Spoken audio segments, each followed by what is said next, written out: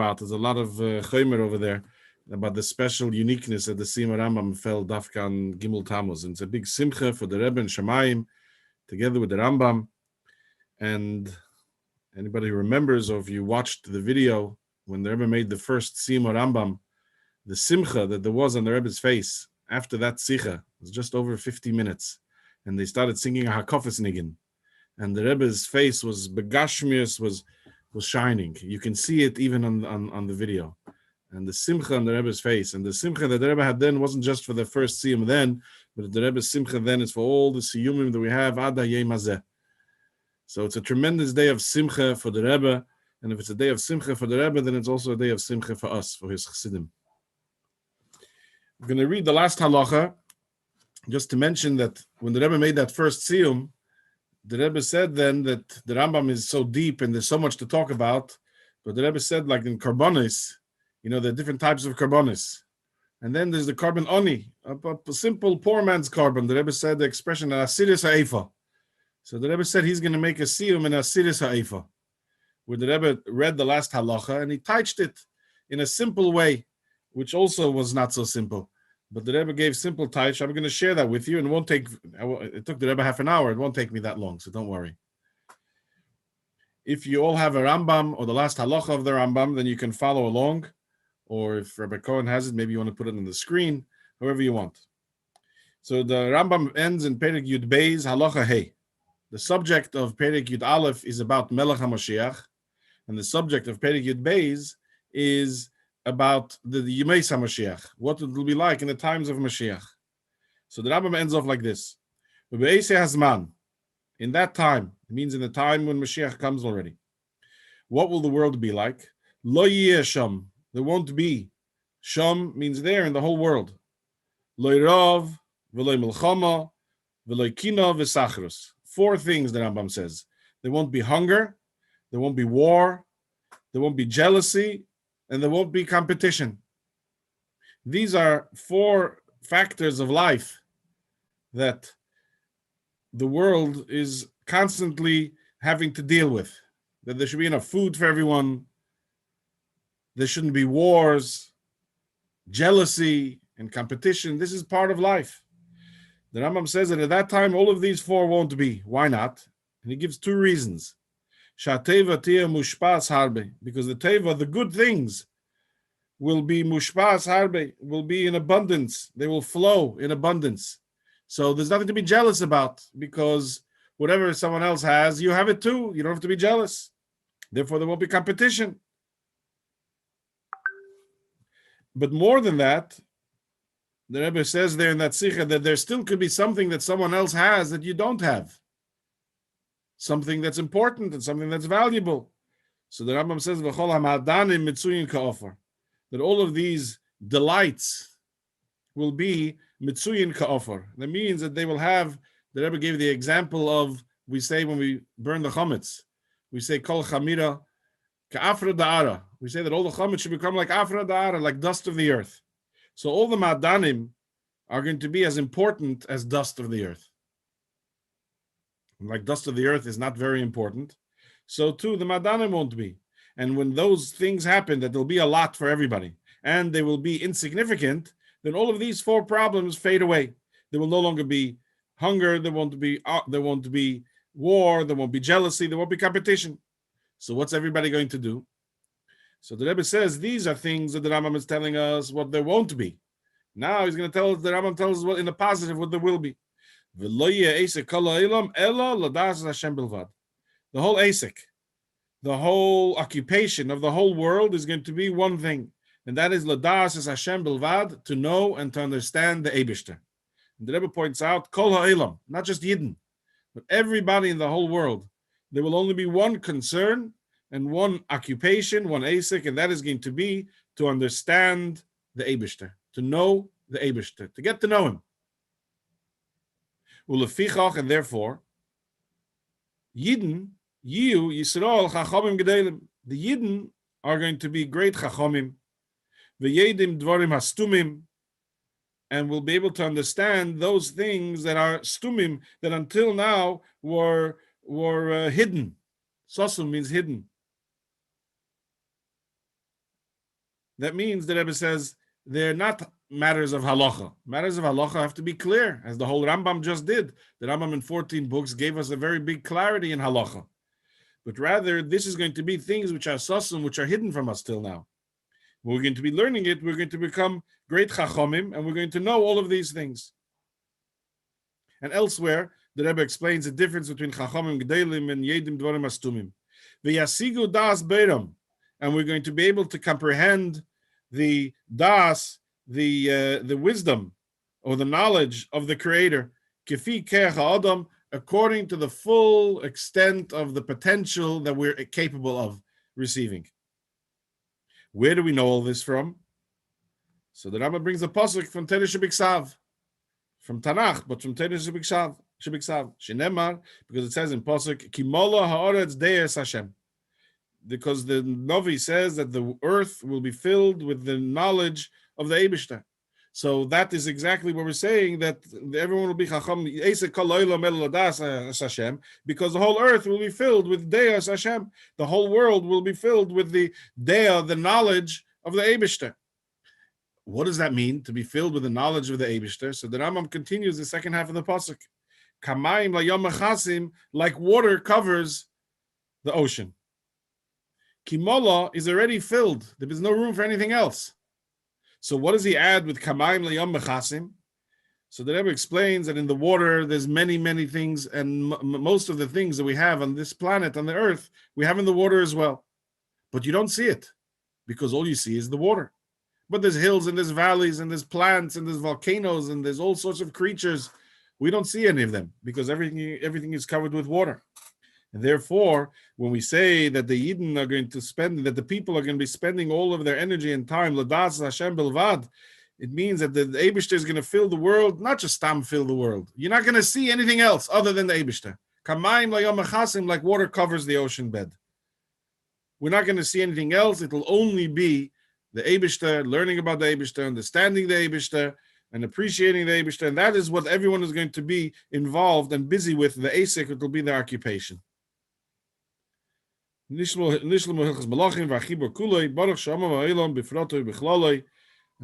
Tam v'nishlam shevach l'keil beirei elam. We thank the Rebbe for giving us the opportunity to be able to reach this tremendous milestone for the 40th time for many. The Rebbe said it's also a special simcha for those who learn one perek a day, even though you're not making the Siyum yet today, but it's your simcha as well. So it's a simcha for all three. Those who are learning 3 parakim a day, those who are learning 1 perek a day, and those who are learning Sefer HaMitzvahs. So maybe it'll help that we should be able to continue learning Rambam together with Melech HaMashiach. We should be able to learn the way the Rambam tells us here in this last halacha with Teira Chadosha Miti Teitze. The Rebbe should come back on Gimel Tammuz and be able to teach us Chassidus and be able to teach us Teira, to be able to teach us Yedias Hashem, Dvorim Astumim, and all of these wonderful things. L'chaim.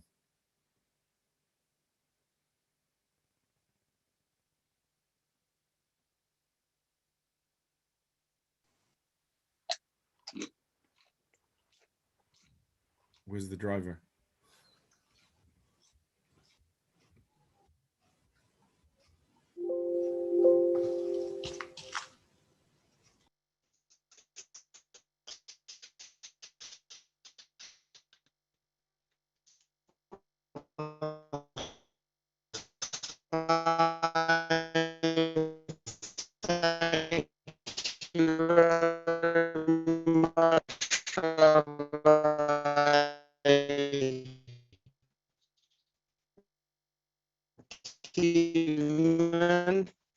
And Maskifin Haskalah to the end of the Rambam. So we'll start right away learning the Rambam, even though the shir starts tomorrow.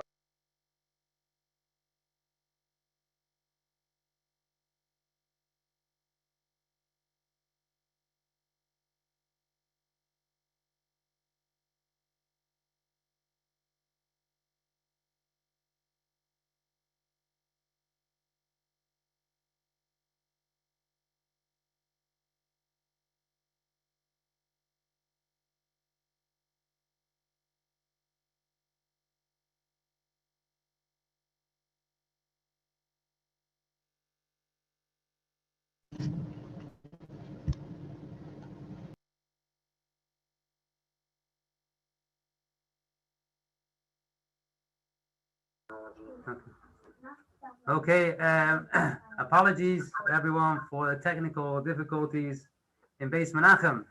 So I'm not cut to be a MC, but I'm going to be the MC anyways. So Shkoyach Rabbi Kievman for making the Siyum, and as we heard in slow motion, Maskifen Haschala Shlama, Rabbi Walker is going to make the new Haschala on the new Machzer. And for all of us who are joining the new cycle now, this is going to, those who are doing it, those who are joining the new cycle, those who are joining the new cycle of Sefer HaMitzvahs, Rabbi Walker is going to make the Haschala for us on the first halacha of the Rambam. Thank you, Rabbi Walker. Thank you, Rabbi Cohen. I wasn't sure if it was my internet that had gone then or not. I guess, hopefully you can hear me. Is it possible I can share a screen? All right. And then I can put the Rambam on the screen. One second, Rabbi. Along. Easy if we can see it, maybe. Shkach Rabbi Kivan. Cham Chaim Bracha. You can share screen. Okay. Okay, so we'll begin with the as I with the first halacha, but before we do, just a brief point. It's well known that the Rebbe explained the reasons why there is a particular maila in learning Rambam over other things that we learn, because all of the halachas are in the Rambam. And I think sometimes we think what that means is that even the halachas which are not nager today, not nag manazeh, are the ones that we achieve by learning Rambam. But in truth, even some very, or even the most important mitzvah, I think it's clear from this first halacha, that the most important mitzvah of all is also only in the Rambam. To the best of my knowledge, it's certainly not easier anywhere else. It's in Sefer Chakira and Sefer Chassidus, Sefer Kabbalah, but as a clear halacha, I think it's only here in the Rambam. So as we know, the Rambam has a clear, very, very clear format of his Sefer. It doesn't follow like the Rif, the order of the Masechtas. And at the beginning, at least, Rambam has a hierarchical structure. So Rambam puts the most important things first. So as we can see in the Akdama, the Rambam says in Sefer Rishon, Echel by Kol HaMitzvot Shein Ikar Das Moshe Rabbeinu. Here in this Sefer Mada, I'm going to put all of the mitzvahs that are the main part of the das that we got from Moshe Rabbeinu. The Torah later and we need to know them before we know everything else. So the whole Sefer Mada, the Koshel Sefer Mada, all of the Sefer Mada is all of the things that without knowing them, we can't even begin to be hidden, really. And in the Sefer of Sefer Mada, the first halacha, the first set of halachas is, of course, Yisodei HaTorah. So within Sefer Mada, which is the most important of all the Sfarim according to Rambam, you also have Yisodei HaTorah, which is the foundations of the Torah. So the very first halacha begins, Yisod HaYisodes v'Amud HaChachmas, the foundation of all the foundations, and the pillar on which all chachma, all wisdom stands. In other words, the single most important mitzvah from which everything else can be built is Leda Sheyesh Sham Matzeh Rishon.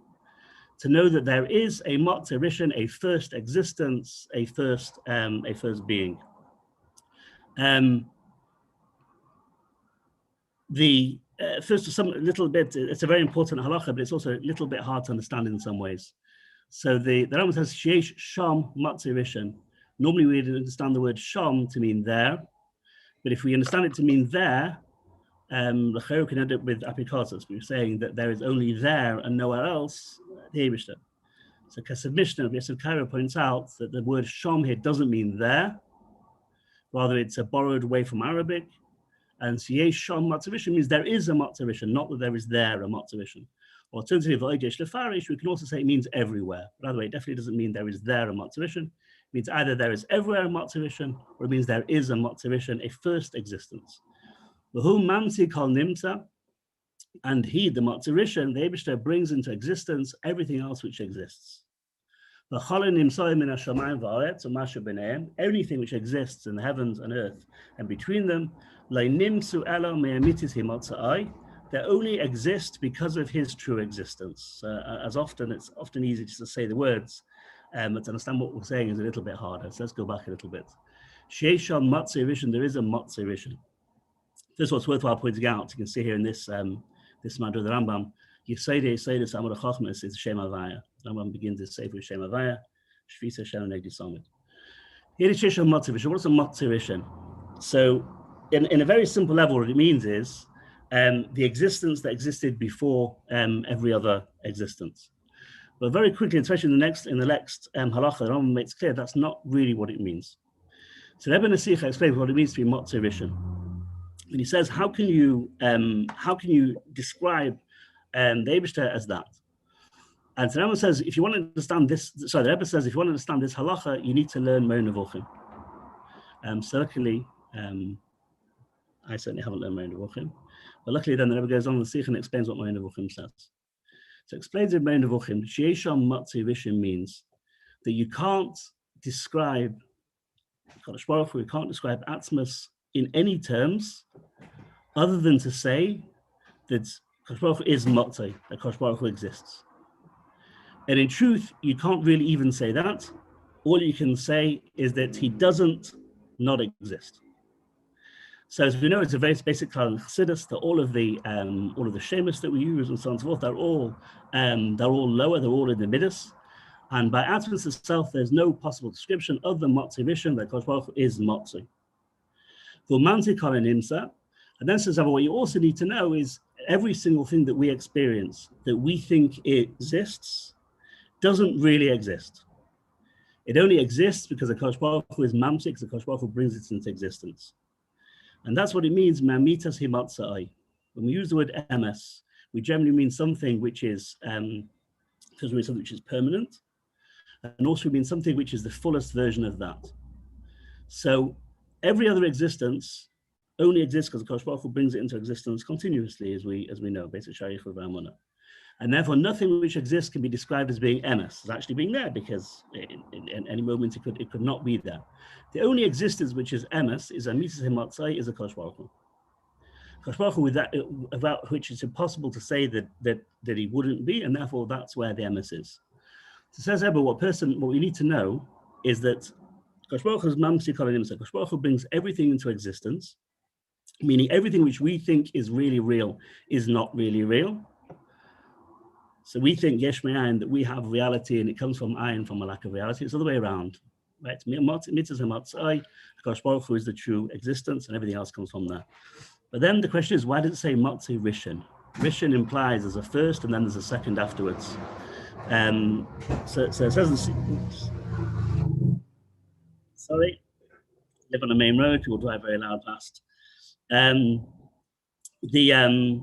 idea is that it's not enough just to know that there is a likus in the world. We also have to know that that what we experience in this world is also full of likus as well. We need to work on a bit of this down here as well. So hence the idea of Motzei Rishon. Another interesting point I mentioned in Sikha is that this lashon of the Rambam is almost exactly the lashon of the Zayah in Raya Mehemna. So the idea that the Rambam didn't see the Zayah is contradicted by this halacha itself. The Rambam says the mitzvah is leida, to know Shesham Motzei Rishon. We know there's a whole arichas in the Manas Halakusa, the Samach Tzedek, Technat Tzvisach on this Indian. But basically, leida Shesham Motzei Rishon, this is something we have to know. It's not just something that we believe, but rather, and as the Rebbe says, even the next few parakim also are things that we have to know in order to properly be able to fulfill the mitzvah of Yediyas Halakusa and Manas Halakusa, knowing Kadosh Baruch Hu and believing in Kadosh Baruch Hu. So we need to think about these pratim, these details, the ones brought in the halachas afterwards, and really in all the parakim afterwards, in a way of knowledge that we think deeply in it, so that eventually through our knowledge we arrive at proper emunah. And of course, just to connect the Aschala and the Siyum of the Harambam.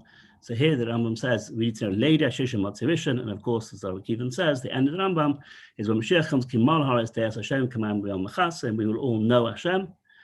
So there should give us by us learning Rambam, by learning begin the Rambam, was able to experience the end of the Rambam.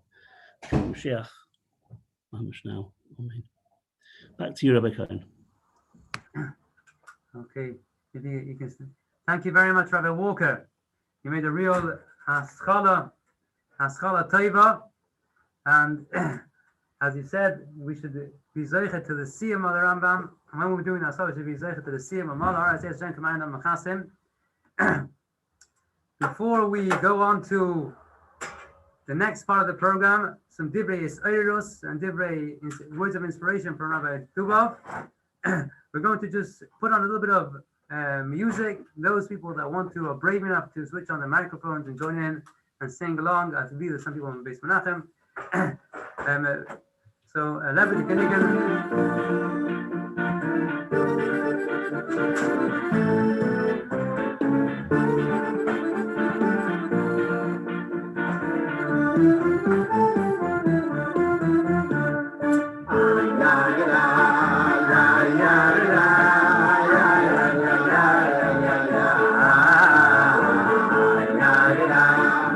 those who have l'chaim should say l'chaim.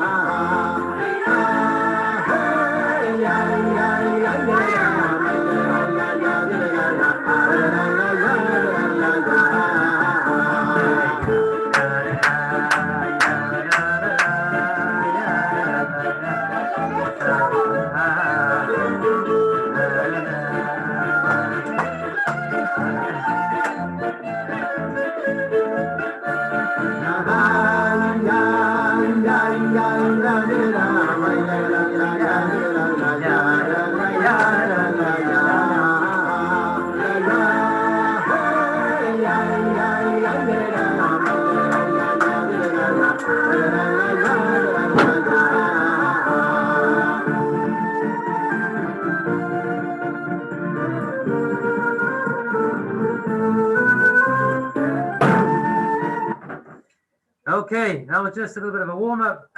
Hopefully, Bez Hashem, later on we'll have some more Nigunim with someone playing live. In the meantime, we're going to move on to Rabbi Dubov from Wimbledon, Shliach to Wimbledon, author of many numerous books, noted speaker, all different types of topics, lots of chayas. And so, please, Rabbi Dubov, we're going to is going to take over. Let's hand over the mic. Chaim. Chaim. You can hear me, yeah? I can hear you. Good. Chaim. Yeah, I'm going to try and spotlight you.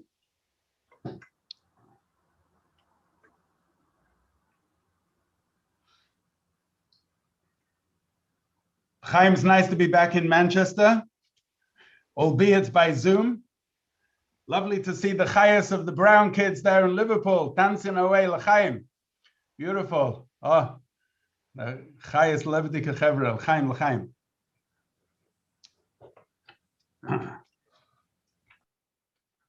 In 1931, there was a Rav in Moscow. It was the height of the communist regime. And he passed on from this world, and they needed a new Rav to replace him. So there were two candidates for the Rabbanis in Moscow. One was a Lubavitcher, and the other a Misnagid.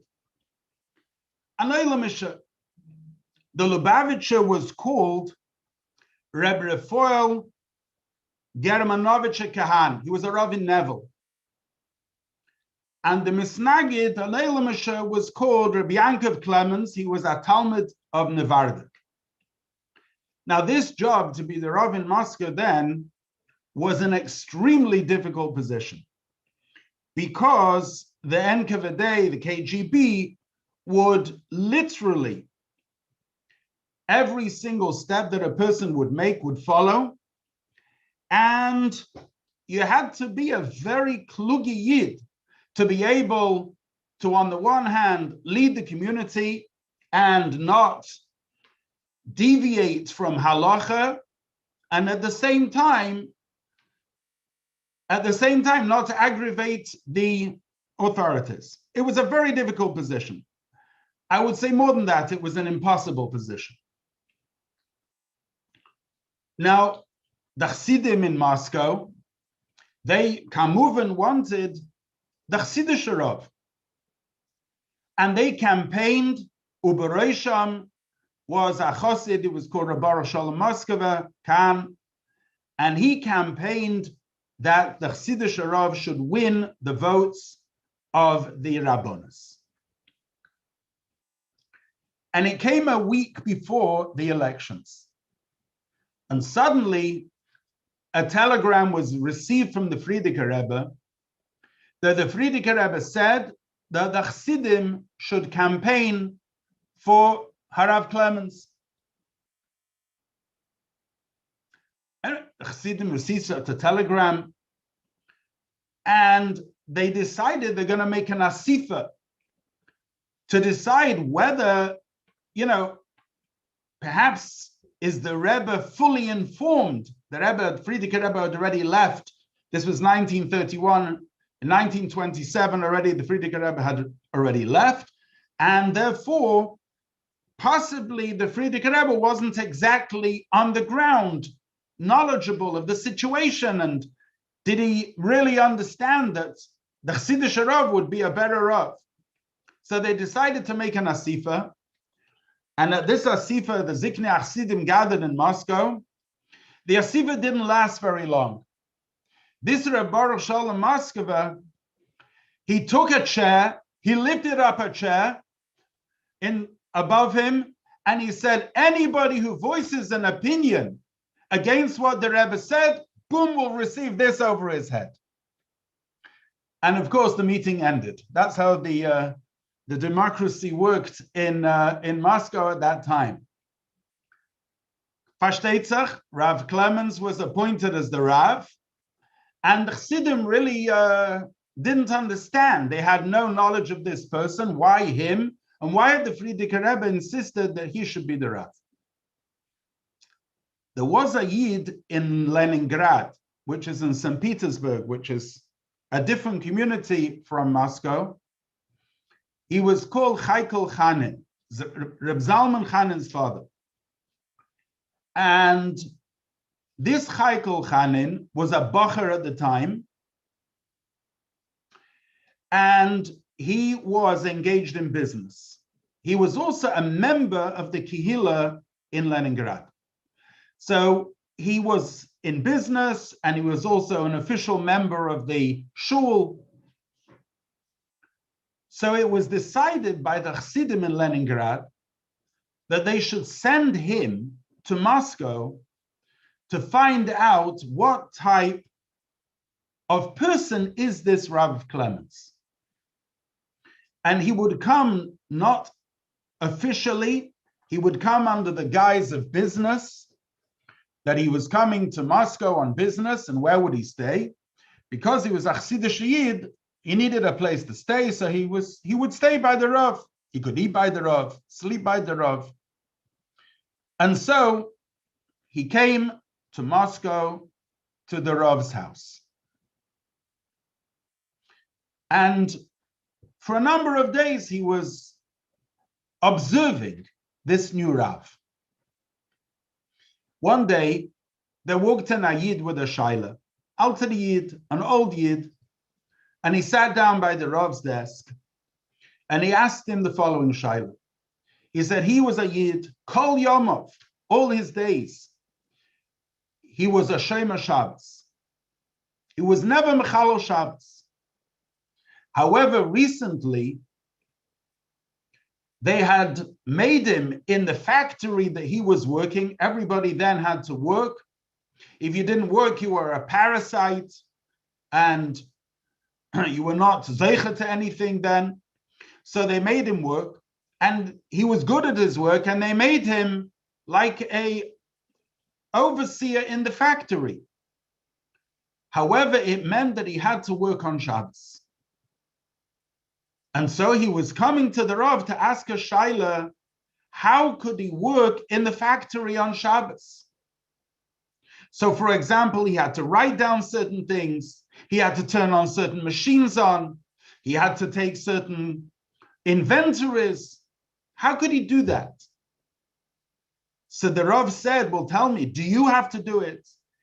What about Amir al-Akum? Can you tell a goy to do it? Perhaps you can do it kilachayad, perhaps with a shinui.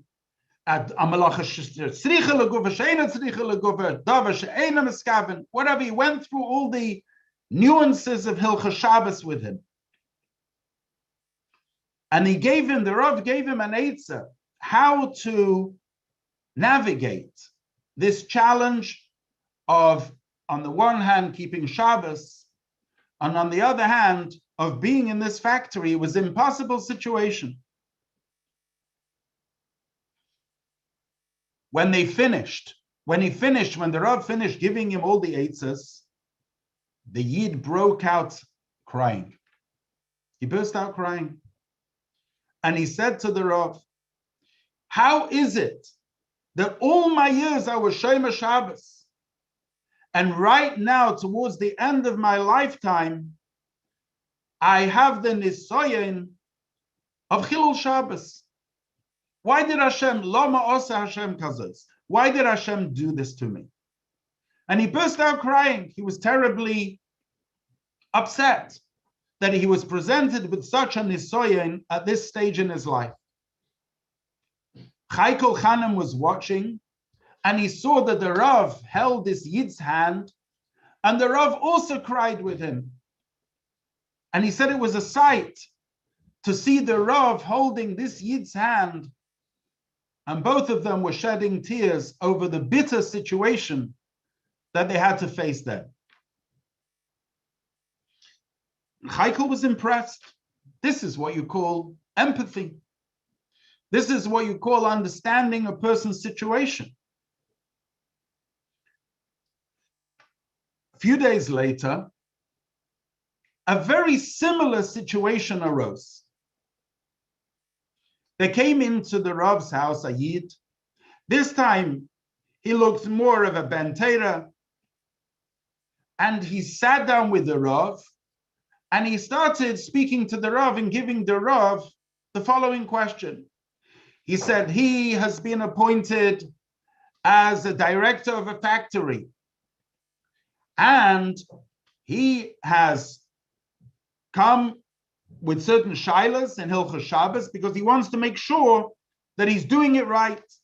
And he says, this machine I worked out that I can do with an Amir al-Akum, and this machine I worked out I can do with a Shinui, and this machine I can write with 3 fingers, and das and yens. He started giving lamdas, because he was a Yid was a can't learn, and it was a Yid who could learn, and he was started to giving lamdish reasons how he could navigate the Chilul Shabbos. And Chaikel was watching the face of the Rav, and he couldn't believe it. As this Yid was talking, the Rav's face was getting redder and redder and angrier by the minute. And finally, when the Yid finished,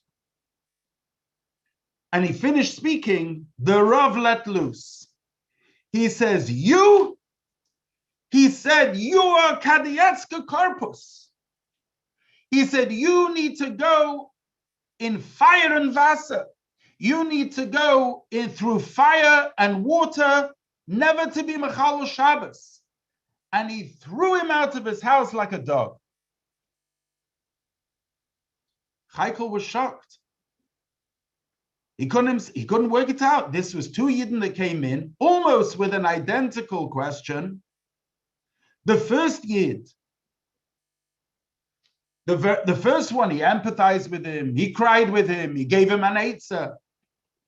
The second one, at the Maris gewarfen wie a Hund, he threw him out like a dog. And he used a Russian name, a Kadietska Korpus, he called him this Russian name. Anyway, when the Rav calmed down a bit, Chaikel said to him, Kvod Rav, he said, I just witnessed an astonishing thing. He said, I was here a few days ago when this Yid came in and asked you the question. You cried with him, you empathized with him, you gave him an eitzah. This second Yid who came in, he had almost an identical question. And you got so angry with him and you threw him out.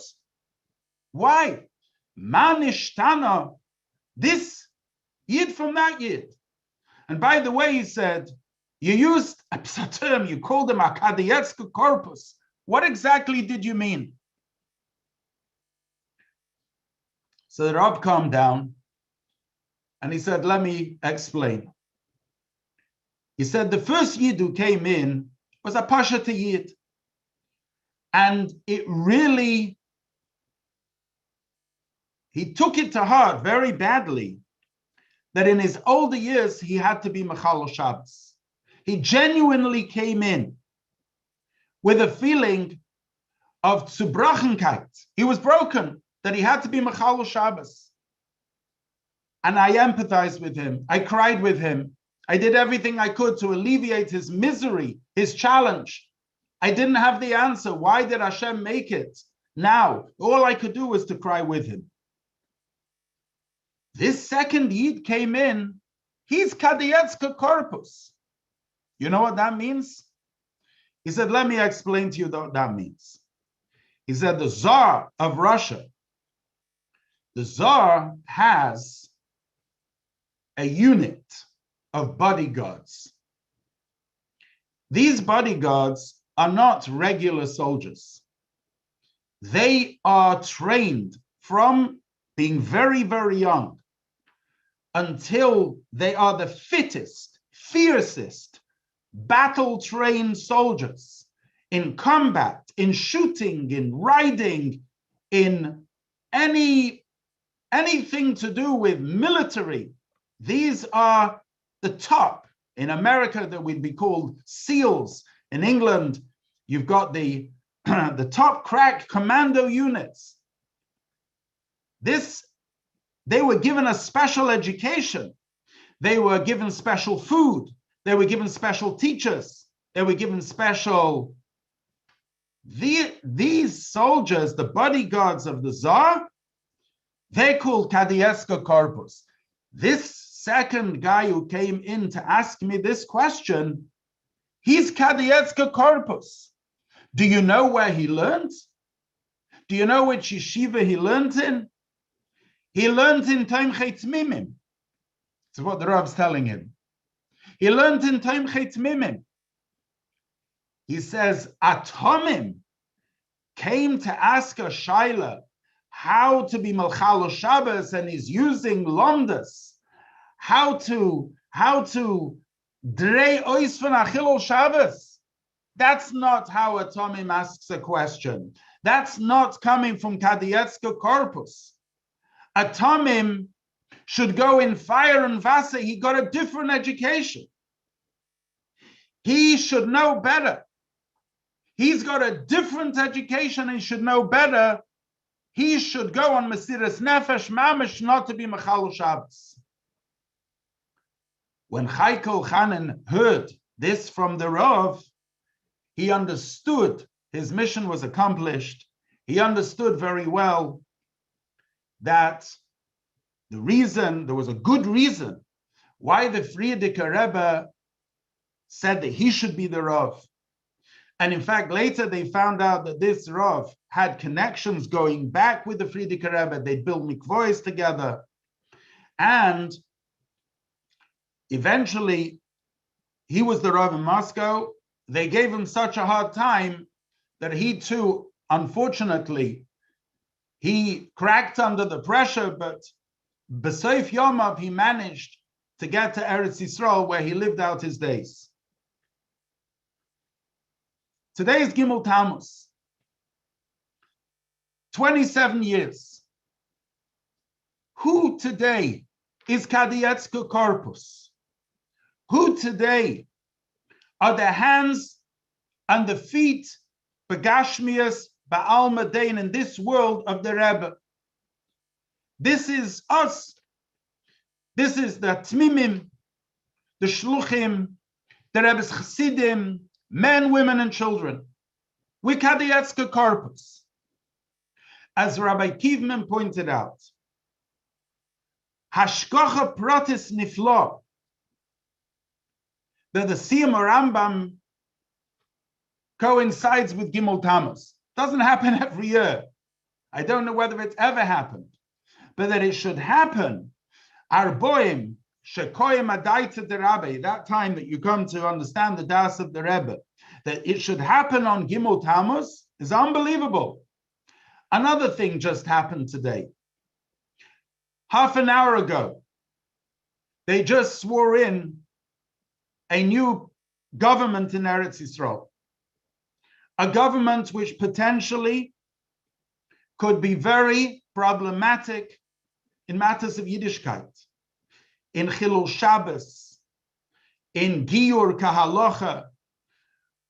Those who remember the Farbrengens, where the Rebbe poured his heart out over saying that word, that the Giyur should be Kahalocha, will know what it means to have a challenge to that.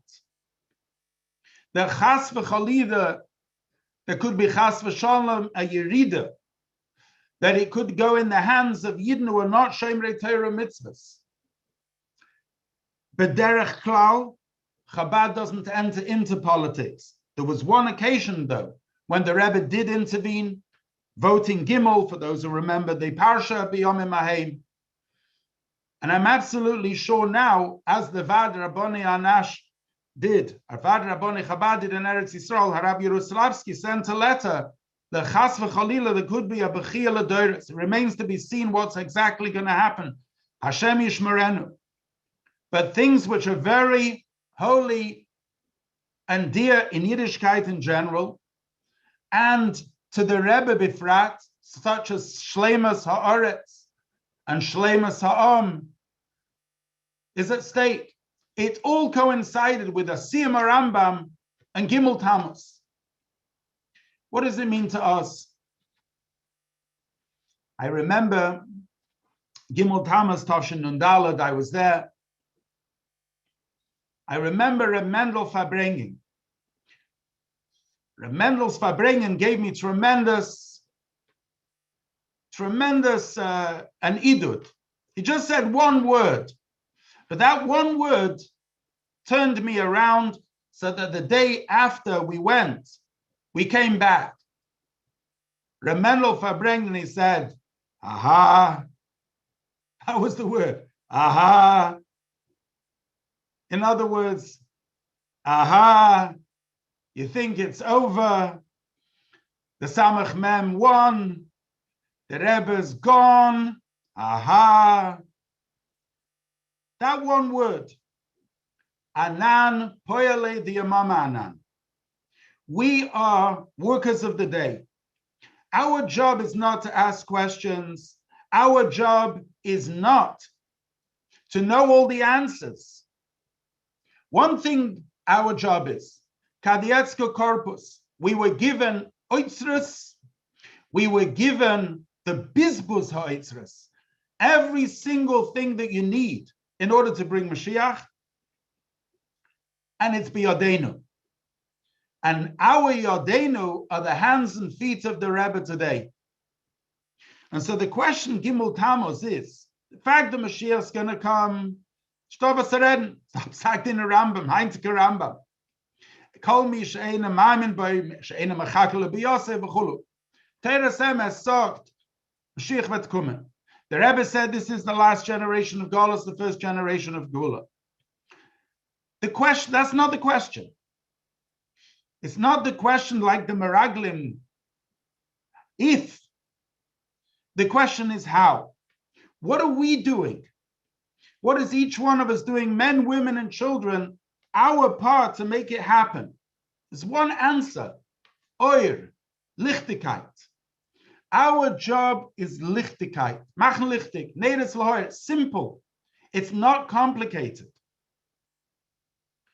Therefore, today I'd like to bring with Anash in Manchester on 3 points of light. L'chaim, l'chaim.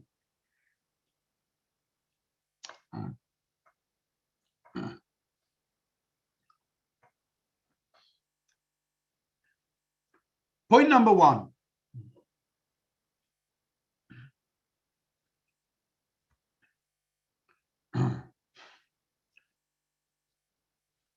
I was once by a Kinus HaShluchim. I heard a very geschmacka story from Avraham Shem Tov. And he said the following. Avraham Shem Tov is the Yeshiv Rosh of Agudas Chasidei Chabad. He said the following. He lives in Philadelphia. And there was a shliach in Philadelphia who was having problems with his own child. What was the problem? The problem was that they lived in a Freie area, and the kid went to a Jewish day school, but it was Jewish. It wasn't a frum school. And often the kids in the class made a barbecue. And whenever all the kids in the class made a barbecue, this kid went, but he was sent with his own packle. He was sent with his own bag, because he couldn't eat the food because of the kashrus. And the child resented it. He resented being different. Every time he went to somebody else's house, he had to take his own bag. Why did he have to be different? Why couldn't he be like everybody else? And it was upsetting the child. So the shliach asked Rabbi Shem Tov, what should he do? So Rabbi Shem Tov says, write to the Rebbe. The shliach wrote to the Rebbe, and the answer which he got back was the following. I'll say it in Yiddish and translate. The answer was, Midaf masber sein dem Kind der veniflinu, which means that you have to explain to the child veniflinu. Now, what does veniflinu mean? Veniflinu is a pasuk in Chumash, and it says, "Veniflinu ani ve'amcha mikol ha'am asher al pnei ha'adama." That Yidden are distinguished, they are special. There's something else. There's a pella. A pella means it's something which is astonishing, something amazing. So you have to explain to the child, said to the Rebbe, the veniflinu. So Rabbi Shem Tov asked a strong kasha on the Rebbe's answer. What did the Rebbe mean that you have to explain to the child the veniflinu? That the veniflinu was the source of the child's problem. Because the child was different, he was suffering. He was suffering because he was different.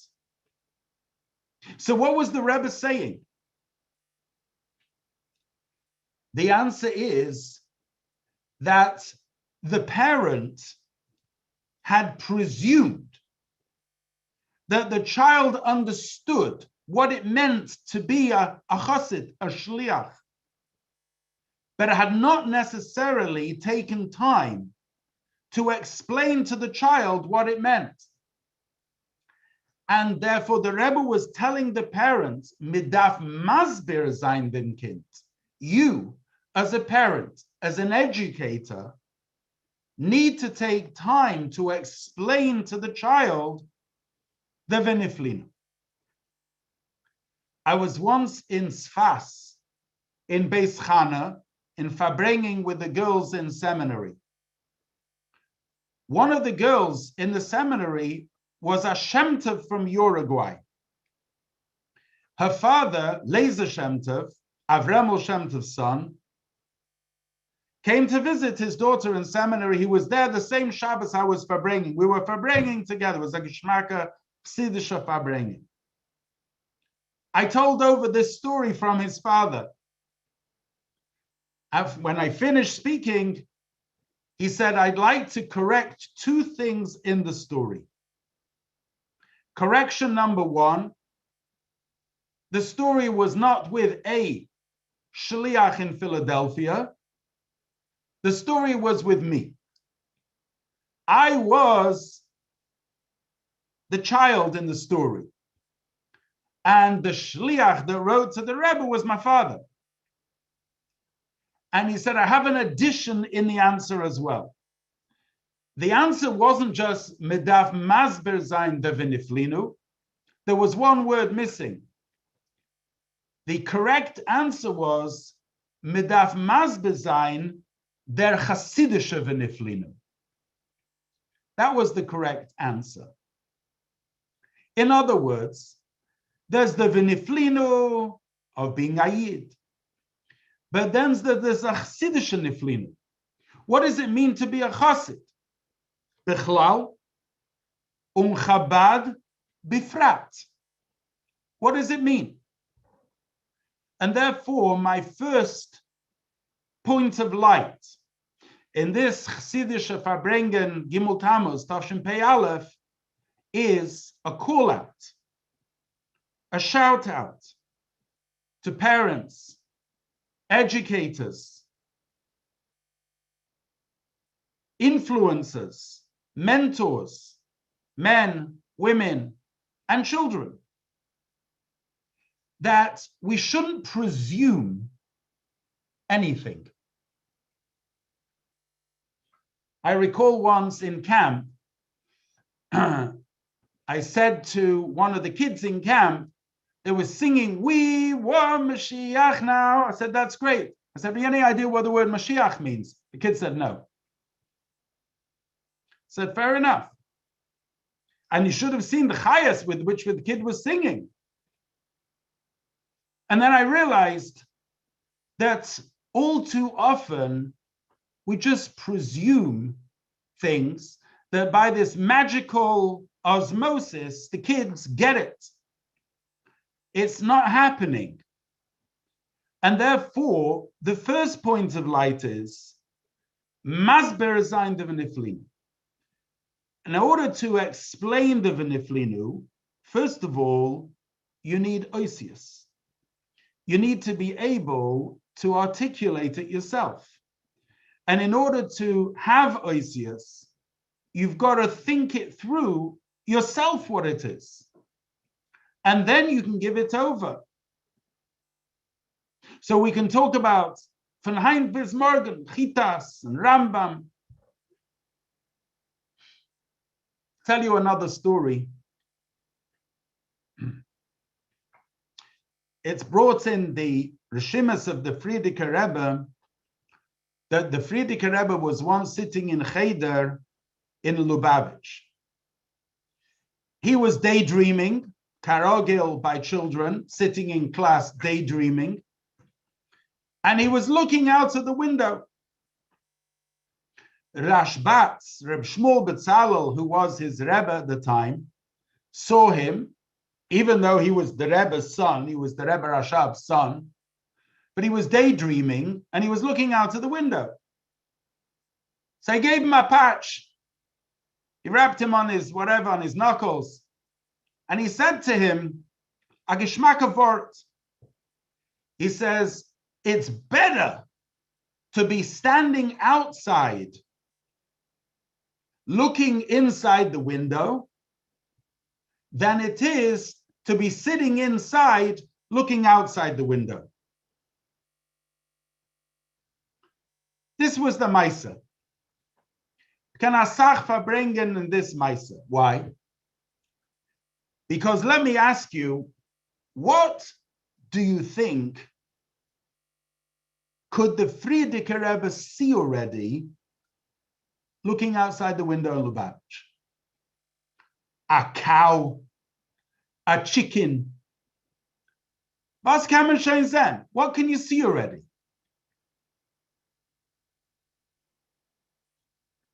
Let me put the story in a historical context. And just because I know most of the people over here, I'm going to pick on somebody. I'm looking directly at Chassidische Yid, Reb Dovber Klein. Was machst du, Dovber? Baruch Hashem. L'chaim. L'chaim. L'chaim. Dovber. Put me on the spot, when you came to the Rebbe, you were standing outside and you were looking inside the window. Emes. You were standing outside, you're looking inside the window. Wow, what you saw in the window was unbelievable. There was and because of your previous lifestyle experiences and so on and so forth, you saw psa. This is something different. This is Emes, this is Torah, this is Rebbe, this is Chayes, this is Chassidus, this is something else. And you were drawn in. You were attracted magnetically. And Baruch Hashem, thousands like you. And then we gave birth to the next generation. And in that next generation, I'm not talking about you not now, Dov, I'm talking generally. In the next generation, we gave birth to kids, and the kids somehow, magically, we expected them to see what you were seeing standing outside. However, what is actually happening is they're sitting inside looking out the window. And the window is not the window in Lubavitch. It's called Windows 10. It's a different window. And it's much more exciting than what you could see outside the window in Lubavitch. And so here we are preaching to the kids sitting inside that he needs to do this and he needs to do that. And you know what? Not necessarily did we explain the V'niflinu. We just presumed it. So the Rebbe says, Medaf Maz designed the V'niflinu. Did we take time to explain, to give it over, to verbring, to give over that Lichtigkeit? Are you asking, how is it possible in a post-Gimel Tammuz era? Anybody who has to do with chinuch of children now will know that it's extremely challenging. But on the one hand, we see a Devar Pella. You see today, a Devar Pella, I see it myself. You have Chassidische Kinderlach Kanai Nahara who are absolutely with the system, plugged in, unbelievable way, doing it bigger, better, faster than their parents. This, for me, is the greatest sign that the Rebbe leapt, Lubavitch is living, and that the Rebbe is poel. But our job is that we got to explain the V'niflinu and the Chassidische V'niflinu. So this is point one of Lichtigkeit. And I would say that it's actually a very difficult and confused world, particularly in Eretz Yisrael now, particularly for teenagers, particularly when you see all the ranges of black hats, white hats, yarmulkes, yarmulkes, white yarmulkes, Nana, Nachman yarmulkes, Yichi yarmulkes, no yarmulkes, tattoos, piercing, ear, the whole lot. And there's Chassidim, there's Satmar, there's Bells, there's Ger, there's Litvish, there's Sephardim, there's modern Orthodox, there's Masorti, liberal, conservative, reconstructionist, J for J's, you got the whole lot. You've got sneers, yet it's very confusing for a child growing up today. And you know where it's not confusing? It's not confusing in the Lichtige Torah of the Rebbe. But that has to be given over in a way of Masbir sein dem Kind. Not b'derech milamayla lamata, but in a way of showing what attracted you, the Lichtigkeit. L'chaim Dabel, l'chaim. That's one point of light. A second point of light.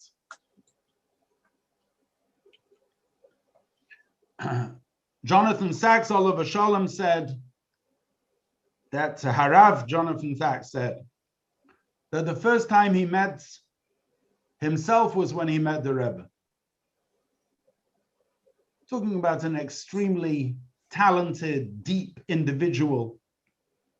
What a genius thing to say. And the reason was because when he met the Rebbe was the first and perhaps only person that, hold on a minute, just reading a thing. Yeah, I'll be finished in 5 minutes. I'm schuldig. I've gone over my time. Okay, I'll make it quick. The Rebbe was the first person that when he stood in front of the Rebbe was looking through and through him. And so the question on Gimel Tammuz is, and has to be, each one of us has to ask ourselves, Bameh onu chasidim? Mit was seinen mir chasidim? With what am I a chassid? And there's one single answer, chassidus. On Gimel Tammuz, each one of us has to ask ourselves a simple question. Let's not get too complicated over here. Simple question. Do we all have a Sheikh Chassidus? Do we all learn a Maimer of the Rebbe, of the Frierdiker Rebbe, a Likutei Torah, a Torah Or, on a regular basis? Because if we don't, that's the Aleph base. You can have a kapota with a chitas and a gartel and a down hat, and all the, you can have iskashra socks. I don't care what you're wearing. But if you don't have a shir and chassidus, a liber de nafshei, not necessarily teaching somebody else, parshat learning yourself. The Rebbe writes, T'mimim shor achas b'chol yom. I once heard by Chassidish Farbrengen, shor achas b'chol yom is the taich miloshen vayisha Hashem el hevel ve'enu melchosei. It has to cause a person to be transformed. It's a limud achsidus which should turn a person. That's the second point of light. Simple question. And the third point of light, before I hand the microphone over to Rabbi Rachmiel Tillis, we're going to have Geshmakas Sipurim, is that recently I was learning the Sichos of Tafshin Nun, and you see there the Rebbe demanded and wanted that every one of us affects 10 Yidden. I want to ask you guys a question, and it's only because I'm from Manchester that I know it so well. How many people down Albert Avenue don't even know about the first two prakim of Tanya? How many neighbors do you have that have never learned Hamayim? Good. So have Tirutzim and Das and Jens. Kapara de Placha. The Rebbe was interested in action. Have a look down your own street. Are you affecting 10 other Yidden? And this is men, women, the Rebbe writes children as well. To learn a Yom Yom with somebody, to learn a Sicha with somebody. It's transformative. And on Gimel Tammuz, I think that we need to think those 3 points of light. Point number one, are we taking the time, the effort, the energy to explain to ourselves and to our children the Viniflinu of Chabad? Point number two, have we got a Sheikh Chassidus? And if we don't, today is a great day to start a Sheikh. It will cause the Rebbe the Gresta Nachas Ruach. And the third thing, just have a look down your street. And if it's not your street, it's the next street. Manchester, Bli Ayin Hara, as far as I know, has been 35 to 40,000 Yidden. How many Yidden know about Limud Chassidus? What are you doing to affect them? The Rebbe said, take 10 Yidden. See if you can affect them. See if you can have an impact on them. Shkoyach.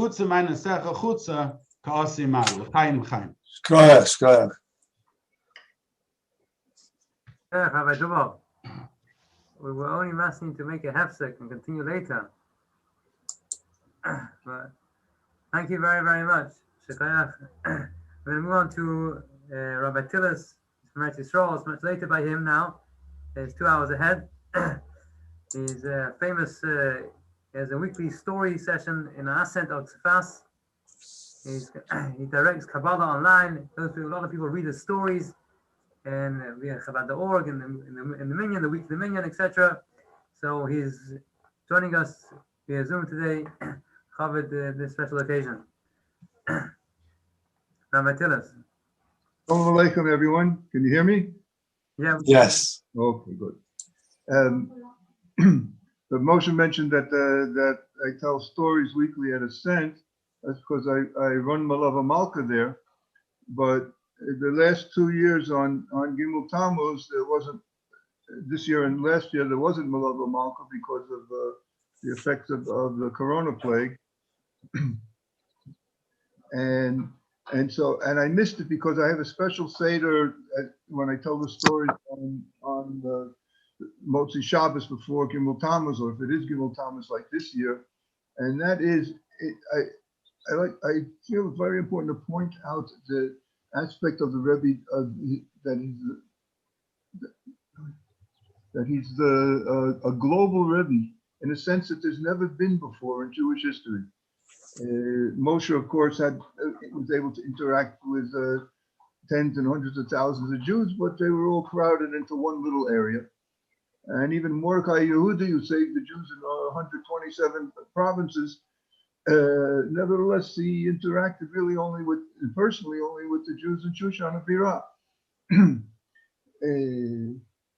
The Harambam, Rabbi Yosef Cairo of Sfat, whose legal rulings influenced the whole world and still influence the whole world. Well, that was in a narrow area of halacha. They didn't get letters from people asking for blessings, for nasa blessings, for children, blessings, for healing. But the Lubavitcher Rebbe was involved in everything except perhaps Pesach halacha, which was appropriate. My inspiration about this is from the Ramban on Parshas Yitro, where he explains that what Yitro was trying to point out to Moshe is that he has many responsibilities besides Pesach halacha, the people coming up and asking him shilas, and that is he has to pray for the people. He has to guide the people, spiritually guide the people. He has to teach the people.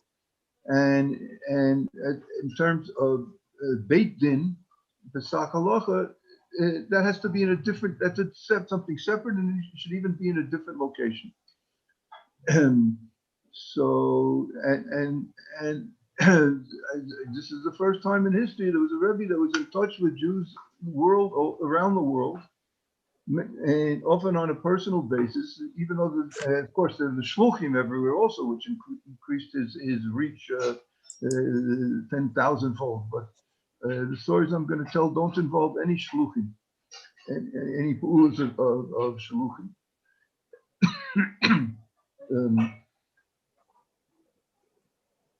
And of course the technology, where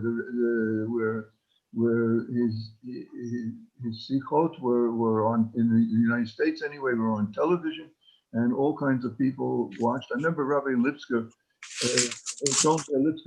from Miami, telling us once at Kinnus Shluchim that one time one of his congregants called him excitedly and said, Rabbi, you have to turn on channel 91. I don't remember. I remember it was 90 something, but whatever channel it was, you have to turn on channel 91. And you must. So Rabbi Lipsker said, okay, and he turned it on, and it turned out to be one of the missionary channels. And what were they doing on the missionary channel, the Christian missionary channel? What were they doing? They were showing the Rebbe at a Farbrengen and speaking about Mashiach. He said at the end, when it ended, the whoever's program it was said, right idea, wrong person. But but the point is that the Rebbe was reaching everybody. I'm going to tell now my Gimel Tammuz thing, which I do the cent, and I'm going to do partly here because there's not enough time to do all of it, was to emphasize the idea. I tell a story of the Rebbe for each continent except Antarctica, right? North America, South America, Africa, Australia, Asia, and Europe. Now, North America, the United States of America, I'm going to skip that for now because I don't know how much time there'll be. My story for South America, you all know, so I'm going to skip that unless there's enough time. The famous story about the Rebbe couldn't sleep because of the girl in Brazil that was going to wanted to intermarry. I'm sure everybody knows that one, but I'm going to tell stories that are not so well known. So I'm going to move to Australia, where we're where it is a very special story, especially the ending of the story. But I won't give it away. No spoilers. There was a Jew, a Ger Chassid, originally from the States, and he was a businessman, a successful businessman. He was, but as he got more and more involved in business, he became less and less religious. Away went the big hat, away went the payouts, and soon all that was left was like a little kippah, and his observance descended in a parallel. And the big jump in his business was he kind of cornered the market on exporting from New Zealand a very special kind of wool. Perhaps it's Angola, I don't know, but I heard Angola will come from there. In any case, this required him to, at a certain point, to move to New Zealand, and not even in the capital. They lived in the north of the country in a very rural, rustic setting with high mountains, ocean, beautiful views, etc. But no Jewish community to speak of. There were a few old people who had moved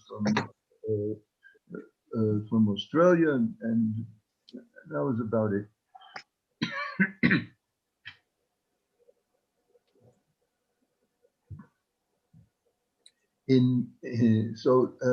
But the business was working out very well. In 1949, he came to the States, he came to Brooklyn to visit his sister, who lived in Crown Heights. She had no connection to Chabad, but she lived in Crown Heights. And she met him at the airport and drove to the house. She lived in an apartment house on President Street, was it? And they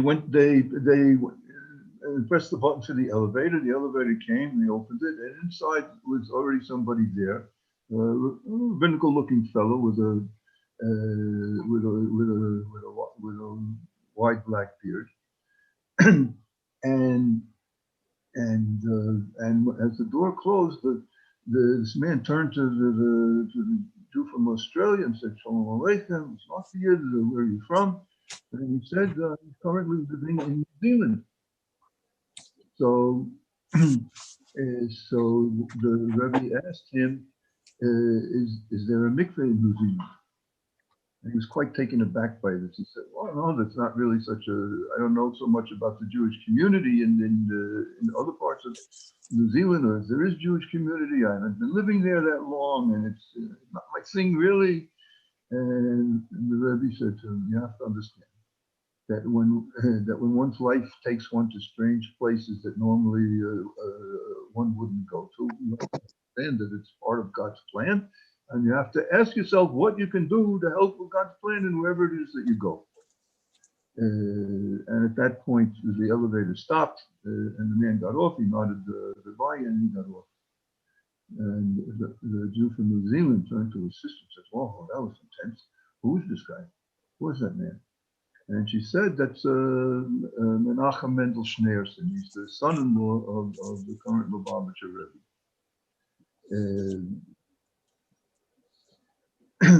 So, of course, after that, he went back to New Zealand and kind of forgot about what had happened. But, and he was there for a number of years, but subsequently, he became very wealthy. And as soon as he could, he retired and he made Aliyah. He came to Israel. And there he became more religious again. More and more religious. He grew his beard and he grew his payas and he put on a gera kippah, and became a religious, became like a regular guy, regular chassid in the gera community. In 1989, he again came to the States to visit, perhaps to visit his sister. It's not clear. And he was staying in Brooklyn, and he decided one Sunday to go see if he can get $1 and a blessing from the Rebbe, because it intrigued him to see how this man who he had met in the elevator was now the Lubavitcher Rebbe.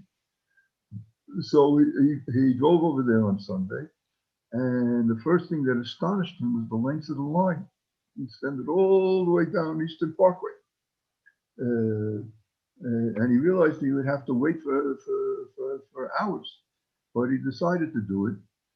And when he finally progressed on the line to where he was actually inside the building, inside 770, so he started recalling about his first time when he saw the Rebbe, and he's sure that he will recognize the Rebbe even though 40 years have passed. But of course the Rebbe's not going to recognize him. Then he was a young person, clean shaven, with a tiny knitted kippah, and now he's a gera chassid in full regalia, and plus he's 40 years older. And as he got closer, there were only a few people between him and the Rebbe. So, and he could see the Rebbe, so he was amazed that he could clearly recognize the Rebbe. And yeah, sure, he was whiter, and his beard was longer. But what stood out was his piercing blue eyes, the same piercing blue eyes. So then it was his turn. He was really nervous. Before he was saying a few chapters of Psalms by heart, Bittul Tehillim, and now he came to the Rebbe, and the Rebbe stared at him for a moment and held out his hand with $1 and said, "No, what is that to mix in New Zealand?" He couldn't believe it. He was stunned. He was in total shock. He had no recollection of what the Rebbe said to him, what he said to the Rebbe, what he has answered the Rebbe, what the Rebbe said to him after that. He was just too shocked. How could it be that the Rebbe, with the tens of thousands of people or hundreds of thousands of people he must have seen in those 40 years, how could it be that the Rebbe recognized him? When he got, now comes the amazing part. When he got back to Israel, he went to see his Rebbe, the Pnei Menachem of Ger, and he told the Rebbe everything that happened with the Lubavitcher Rebbe, and again expressed his amazement that the Rebbe could recognize him after 40 years. And the Pnei Menachem said to him like this. He said, "That's what impresses you, that he recognized you despite all your changes of apparel and facial features? Well, you should know, for that's no big deal at all for a holy Jew like the Lubavitcher Rebbe. It's not. He's not looking at those characteristics. He's seeing your soul." He said, "But what impresses me is that after 4 years, he's still concerned about the mikveh in New Zealand." So we see that even other Hasidic Rebbe's, perhaps the most important Hasidic Rebbe in the world at that time, besides the Lubavitcher Rebbe, the largest amount of Chassidim anyway, even he recognized that the Lubavitcher Rebbe was different because of his global involvement.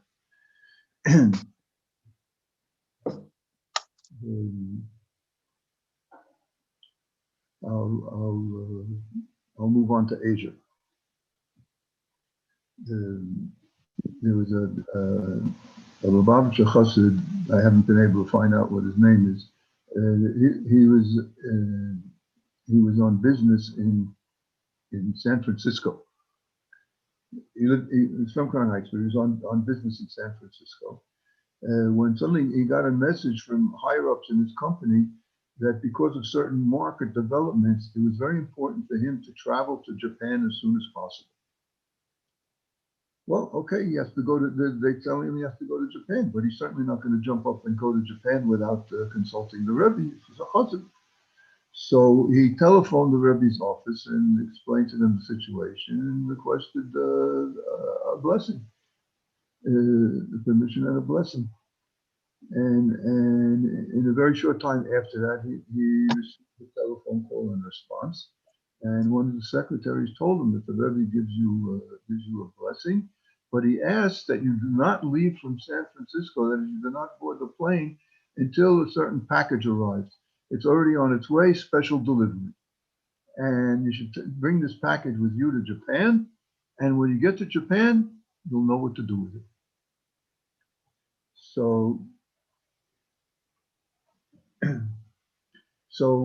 that's what he did. Of course, he was so curious to open to know what was in the package, even though the Rebbe said you won't need it till you get to Japan, but he couldn't hold back. He opened it. He took apart the packaging material, and inside was a manila envelope. He opened the manila envelope, and inside was a Tanya and another Tanya, 2 copies of Tanya. So of course he had no idea what this is about, but the Rebbe said, take this with you to Japan. So of course he did. The package had arrived within 24 hours. It arrived the next day. And that night he flew out, and I guess by the time he gets to Japan, it's another day. In fact, he crossed the date line, so it's yet another day. So he arrived. We don't know what city it was, but he decided that he had some time before he had the rest of the day before his business appointments the next day. So he decided he would like to explore a little and see if he could find any trace of a Jewish presence in this city in Japan.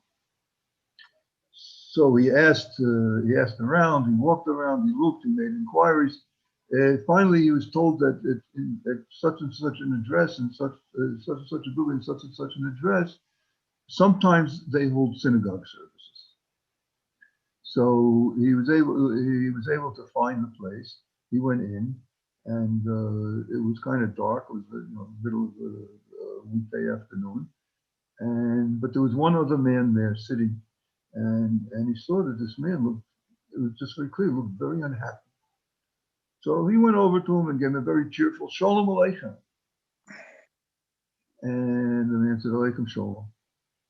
And they started talking, small talk. And finally the Chassid asked him, you seem down. What's troubling you if you want to share? The man told him like this. He's a salesman for a certain well-known international corporation, and his sales job involves a lot of traveling. He goes all over the world.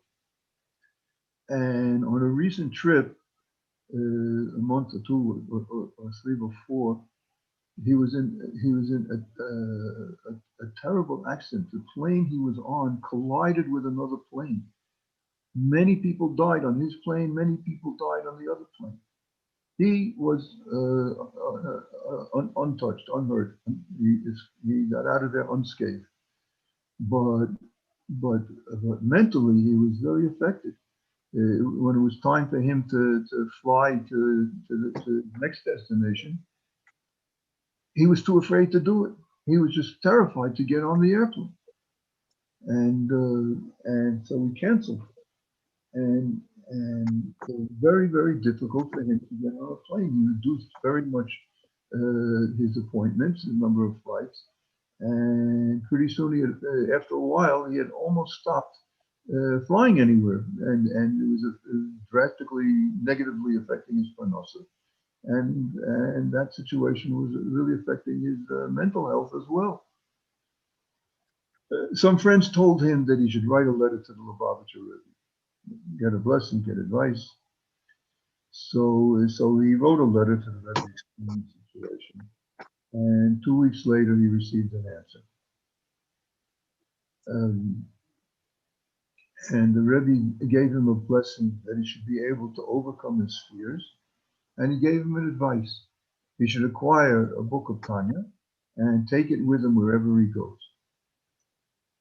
So the man, of course, decided to do this, and pretty soon he got better. He calmed down. He calmed down mentally. He was able to fly, and things more or less returned to as they had been before. But now he said today he told the chassid, my Tanya is gone. Somehow I lost my Tanya. What am I going to do? I have to fly tonight. I can't sit here and wait till and order a package from the nearest country where they might have a Tanya, Hong Kong or wherever, and wait for it to get here, but I can't possibly get on the plane. The chassid couldn't believe what he was hearing. He took out the package that he, of course, was carrying around with him, and he handed the man a Tanya. The man couldn't believe his eyes. Just like that, here's a Tanya. And then when the chassid told him the whole story, he couldn't believe his ears. He said this was the most exciting moment, in his entire life. And he happily took the Tanya and off he flew. When the chassid got back to New York, so he reported to the Rebbe about the whole incident. Perhaps on dollars, I don't know. But he did say to the Rebbe that there's one thing that he would like to understand. He doesn't understand. Why did the Rebbe give him 2 Tanyas? The Rebbe told him, the second Tanya is for you, for your trouble, for your tircha. So we see, first of all, there's a lot of technology involved in this story. Telephones, which they didn't have in the days of the Volcano, the airplane, et cetera, et cetera. But more importantly, we see that the connection that the Rebbe had with this man who was flying all around the world. To the remarkable extent, if you think about it, the man said, I lost my Tanya today. But it was a few days before, at least 2 days before, when the Rebbe sent the Tanya to this chassid to bring with him to Japan. Such was his connection with this chassid.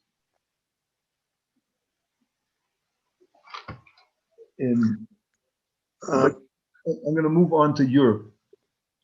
Now this story, I'll start telling it, but at a certain point, I'm going to have to read from it because there's some important quotes that I have to. There's some important quotes that I want to make sure I get exactly right.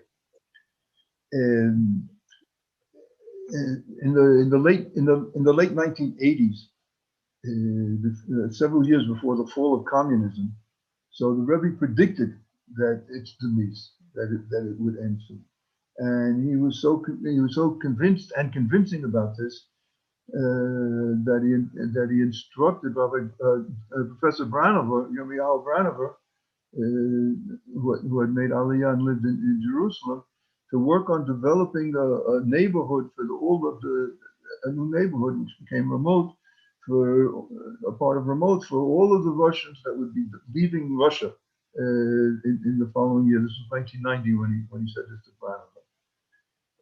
That miracles and astonishing events would be coming in the following year. And of course, that's when it happened in 1991, the Iron Curtain.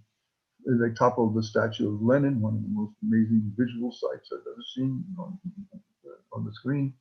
And the Iron Curtain fell, and there was a mass exodus. And certainly from Russia, there was a mass exodus of Jews to Israel. And indeed, the whole Eastern European communist bloc began to dissolve, as many of the little nations that have been swallowed up by other nations, according to the communist way, wanted their independence. and one of them was Slovenia. I don't know if you know where Slovenia is. It's in between Austria, Italy, and Croatia.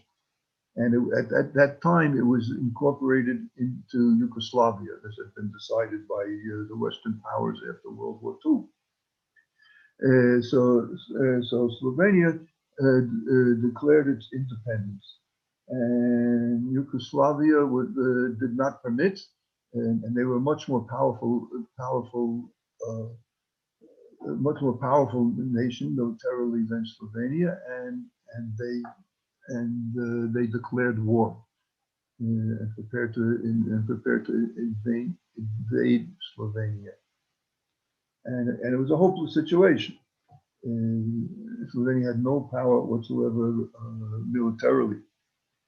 So what happened in in Toronto, Canada? Lived a Jew who was a Slovenian, and that is, he had moved from Slovenia to Toronto. His name was Marian Furlan, Marian Furlan. And he received a telephone call from the Slovenian ambassador to Toronto, to Canada. And the Slovenian ambassador to Canada told him that the government had contacted him to get in touch with this Slovenian expatriate. Why? Because this Slovenian expatriate, Marian Furlan, had married an Israeli woman. So they hoped that through his wife, perhaps some connection could be made with Israel, that they could be able to supply Slovenia with some weapons, or ammunition, or a plane, or something. That's how desperate their situation was. So this man told the ambassador, "Look, I don't know anything about military armaments or anything like that. My wife doesn't have any such connections. But what I can do is ask for arrange for you to ask for a blessing from the Lubavitcher Rebbe." He himself was not even that religious. He and his wife had just recently started going to Chabad House in Toronto, but he heard all kinds of stories about the Rebbe and the miracles that could happen. So the ambassador said, "All right, we'll get back to the powers that be." And so what happened is the couple in Toronto, the Slovenian man and the Israeli woman, agreed to represent the Slovenian government and go to Brooklyn and to request a blessing from the Rebbe and to deliver two passionate letters that had been written to the Rebbe, one by the ambassador in Toronto and one by the chief pastor or priest of the Slovenian church in Canada. Now this I need to read what part of what the pastor wrote in his letter. He included a request to the Rebbe that he saved Slovenia from communism, just as Moses saved the Jews from the evil nation of Amalek when they left the imprisonment of Egypt. So anyway, Marian Furlan arrived and his wife arrived in Crown Heights, and they went and they were able to speak to the Rebbe. It was the 25th of Sivan, June 7th, in 1991, at 4 p.m. Slovenian time. And the Rebbe gave a blessing that the fighting should cease, and in Slovenia there should be peace and prosperity. And according to one account, the Rebbe even asked for the name and the father's name of the Prime Minister of Slovenia. At the same time that the Rebbe was delivering his blessing, there was already Yugoslavian jets in the air, just a few minutes away from the capital of Slovenia. I looked up the capital of Slovenia, and I can spell it for you, but I can't pronounce it. So you can look it up for yourself. If there's somebody that knows how to pronounce it, they can tell us after I finish the story. And all of a sudden, there they were in the air, a few minutes away from bombing the capital, and all of a sudden they received a recall, mission aborted, to return to Yugoslavia, and it was unexplainable. And the Yugoslavian government declared a ceasefire, and they granted independence to Slovenia, and nobody could understand why. Not in Yugoslavia, not in Slovenia, not anywhere else. And when was this? Sunday, June 7th, shortly after 4 p.m. Exactly when the Rebbe was blessing Slovenia. Here comes the really interesting part. After all this, when things settled down, so in Slovenia they printed a booklet in honor of their independence, of their acquiring independence. And on the last page, it's written like this: a Slovenian Jew personally delivered to New York a number of letters from the Slovenian community in the world. A number of letters from the Slovenian community to the world Jewish leader, Rabbi Menachem Mendel Schneerson. And on that very day when he blessed the Slovenian nation, hostilities ended. So we see that it's not just the other Hasidic Rebbe's that understood what was the Lubavitcher Rebbe. It penetrates all the way down to the Goyim Shibbogoyim, to the non-Jews as well. I see that it's good that I skipped North America and South America, and I also the Central America story. But I want to move to the perhaps the most amazing story.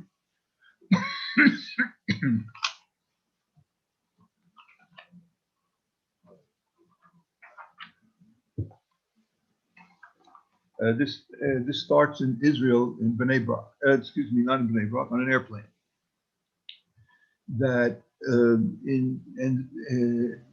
Here's a story for after Gimel Tammuz. In fact, it was only 3 years ago that this happened, or that the story became known. It was told by the Tolna Rebbe at a Yud Aleph Nisan Kinos in Jerusalem. And it's a very amazing story. And he right away assured people that he had heard this from the nephew of his daughter. And before he dared to tell the story in public, he went and checked thoroughly all of the details with his nephew, with his grandnephew.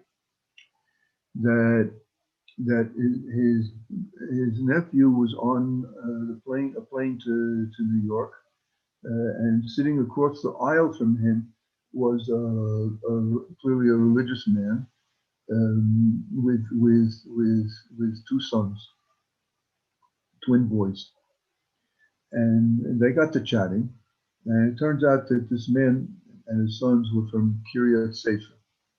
Kiryat Sefer is a new city in the Modi'in region, and it's very much what shall we say, a literate city.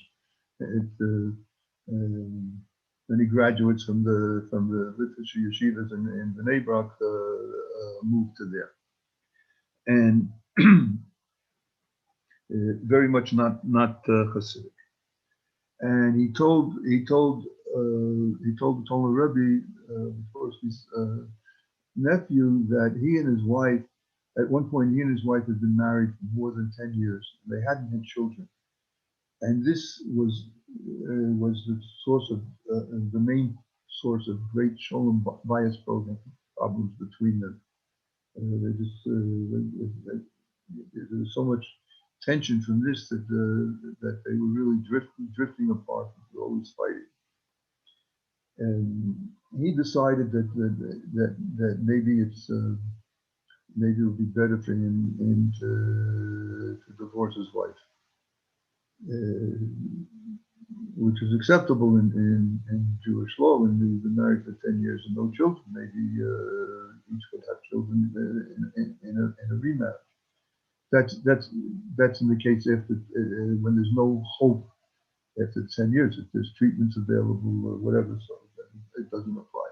In any case, he decided he should discuss this with his main Torah teacher, who was one of the more important rebbeim in Panovich Yeshiva, the Panovich Yeshiva in Bnei Brak, where Rabbi Shak was the head. And his mentor, like the Rosh Yeshiva and like the Israel's Yeshiva, was very much non-Hasidic. In any case, he explained to his mentor, his Rav, his marital situation, and the Rav told him that, look, it's very unfortunate what's happened with you and your wife, but it does seem like this is one of those situations where the Torah allows a divorce and even accepts the necessity for it. But that means you have to go home tonight and talk to your wife about it. Tell her what you're thinking.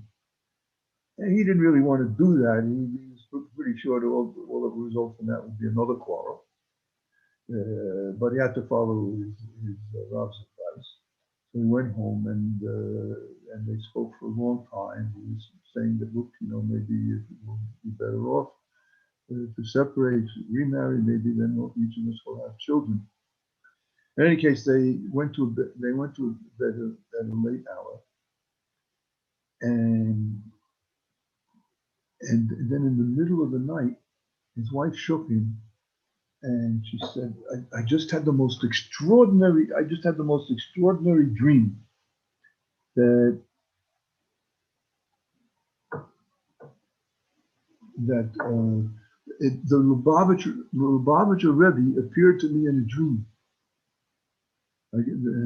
What's a misnagid like that? That knowing what the Lubavitcher Rebbe looks like, it's hard to miss in Israel. Posters, newspapers, whatever. And he said, and the Lubavitcher Rebbe said to me, I understand that you and your husband are considering divorce. Well, before you take that final step, you should, excuse me one moment, check one detail. You should remind your husband that in the late 1980s, in 1989 to be specific, your husband was when there was this terrible hostility in Panovich towards Chabad movement in general and towards me, the Lubavitcher Rebbe in particular. Your husband was very active in this, and he said, and he wrote terrible things about me. You should tell him that I said he should go to a Rav and ask him what he should do about this. And she woke up, and she was very frightened, and she shook her husband away, and told him about her dream. And she said, "Did you really do this?" And he was very upset. He got angry. She's waking him up in the middle of the night to tell him a dream, and a dream about the Lubavitcher Rebbe he really had no use for. And he just yelled at her to leave him alone, and he went back to sleep. An hour later, he woke her up. He had the same dream. Now he had to take it more seriously. Took it very seriously, and he went back to his Rav at Panovich, and he told him this whole thing about the dreams. And his Rav said, "Look, it's very hard for me to take this dream seriously. On the other hand, I see that you're taking it very seriously. So if you want to follow through with what your wife said, the Lubavitcher Rebbe said to him in the dream, this is what you have to do. You have to go to his burial place in New York, and you have to bring with you a minyan, and you have to ask mechila, you have to ask for forgiveness from the Rebbe for that which you did. And the halacha is that you can't just ask mechila in general, you have to specify exactly what it is that you were that you did. It turns out he was actually one of the leaders in this movement or whatever against the Rebbe, and he influenced many people. He wrote articles, etc. So the man was very. He told the nephew that he was very surprised to hear this, but he agreed that this is what he should do. As he was leaving, his Rav called him back and said, "Wait a moment, I want to give you a piece of advice. If you are going to assemble a minion there, don't invite any Lubavitchers to be part of your minion, because if they hear what you're going to confess, who knows what's going to happen to you." So the man said, "Don't worry, it's not a problem. My brother-in-law is a Rosh Yeshiva in New York, and he'll supply the minion." And so that's what he did. That's what he did. He went to the Ohel. He had a minion of Mismagdim with him, and they went inside, and he made a long confession in preparation for a request from Achim. Less than 12 months later, his wife gave birth to twin boys, and he told the nephew, "These are the boys that were born." And as soon as they were old enough, I began every year on Gimel Tammuz, the York side of the Rebbe, I take them to the Ohel, and I tell them again the story that I just told you, and tell them to see how terrible it is to speak negatively against the sages of Israel, and especially important Jewish people. So, and the Tolma Rebbe pointed out with the story that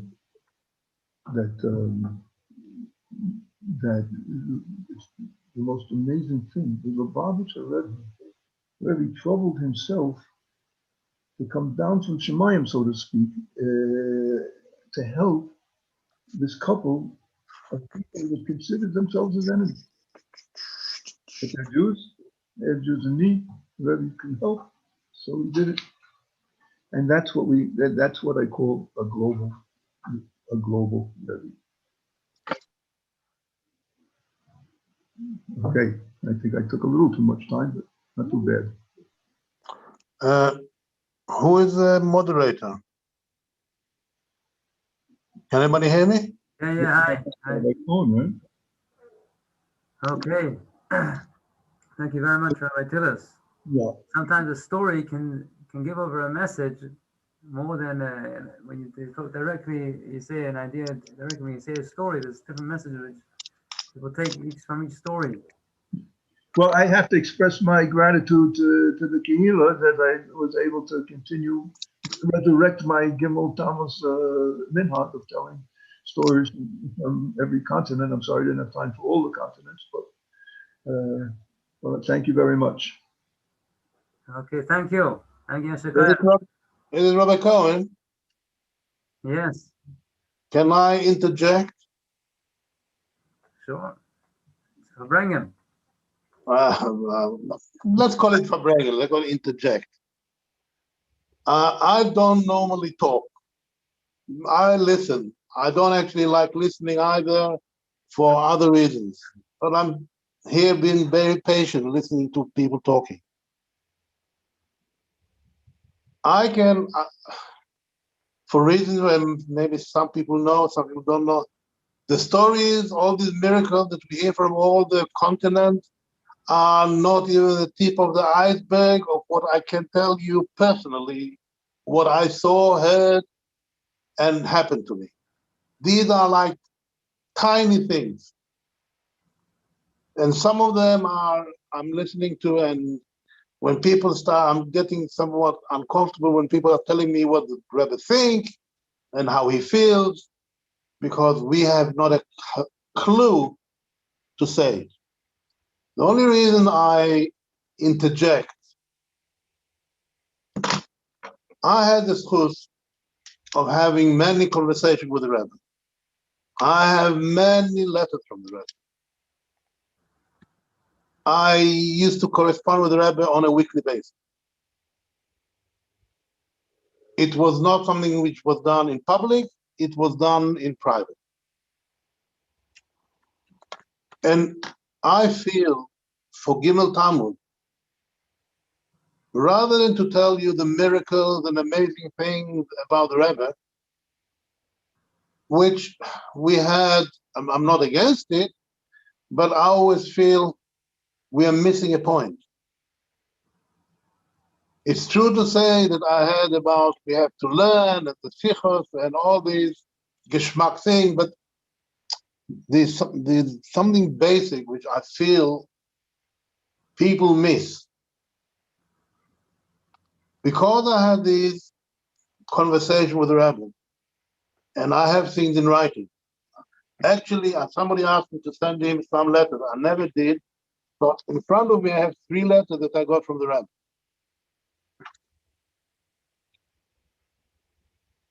I think it's important for people to know what was important for the Rebbe that we should do, excluding the learning. Nothing against the learning, but there were certain things that were very important to the Rebbe. Miracles I cannot do myself. I can tell you what I saw. Actually, somebody once asked me, do you believe in miracles? I said, no, but I rely on them on a daily basis. Now, so I can tell you stories that these are nothing, what you just heard. And I'm not trying to diminish them. Pardon? I was wanted to say we have with it we will continue this afterwards. Rabbi Amar is here to sing some nigunim with us. You can sing nigunim with my pleasure. We'll continue for bringing afterwards. Oh, I'm cool. I'm cool. Okay. As long I feel that on Gimel Tammuz there are certain messages that I have it in writing that the Rebbe really instruct us how to behave on a daily basis, how we can behave. He doesn't ask us to make miracles. He's not expecting us to do things which are outside the thing. I can tell you a story. But the certain things that I know, because he told me, are important to him, that we should follow a certain way of thinking. Now, if people want to have a nigun, now I normally don't talk. I don't like talking. If people hear me now, they think that I'm lying because they think that I like talking. But when it comes to my relationship with the Rebbe, I don't feel comfortable because it was very close. But at the same time, I feel that maybe now, I remember Reb Men Futafas once told me, maybe it's time for you. Unfortunately, it happened by the year between, because tomorrow is the Reb Men Futafas your side. I don't know if you know. So, unfortunately, I used to visit him in London, and he said to me, maybe you have all this information about the Rebbe, maybe it's time for you to talk, because people have very limited understanding or knowledge about the Rebbe. They hear it from stories, sometimes third-part stories, sometimes I hear a story that I told someone I don't even recognize. So if you want to have a nigun, let's have a nigun, as long as I can talk afterwards. Yeah, absolutely. That's a few nigunim. It's going to the schedule. So you have with us tonight Rabbi Mendy Amar. I just posted on the chat. There's a YouTube channel with all of his nigunim, beautiful nigunim. There's supposed to be also a violinist coming along to play along with Rabbi Amar. He's also the shliach in Ashkelon, right? He just came with a heavy barrage of rockets. So he's just come from the oil now. Today he was in the oil area, and he's going to sing some nigunim with us. So hopefully, if the violinist comes in time, he'll also join in. In the meantime, we ask everyone to say this is a chiddush for bringing it. So sometimes nigunim also help lift up the atmosphere. So Rabbi Amar, you're gonna have to do solo with and if anyone wants to join in with from your houses, sing along. We'll lift up the nigun. L'chaim. L'chaim. Let's spotlight you for everyone. Just came back from the Royal Tayrech Sidim.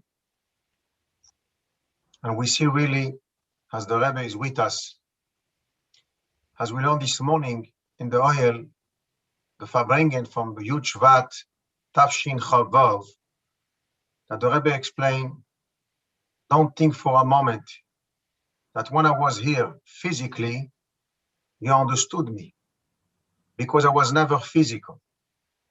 I was always spiritual.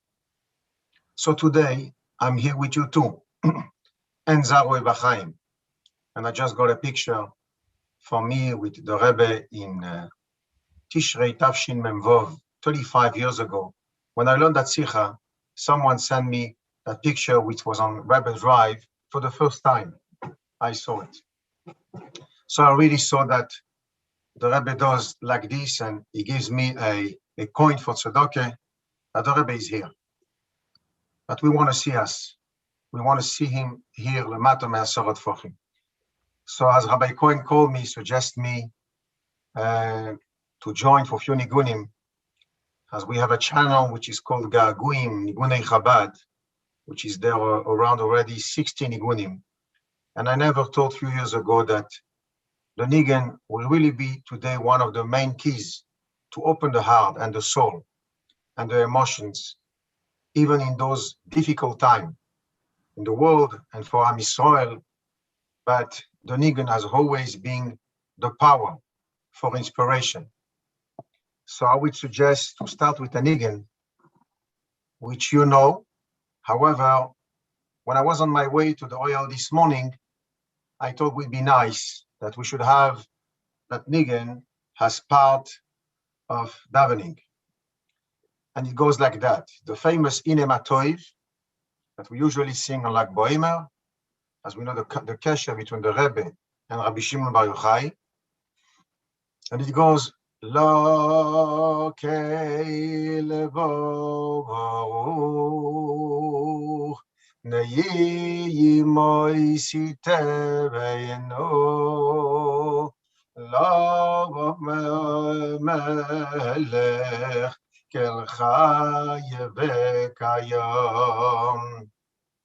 Hai zemiroi es yameyeru, ai vesish bochois yashmi yeyo, ki o levavado bavoi, moroi mevekavadoi, she poyel gevurois,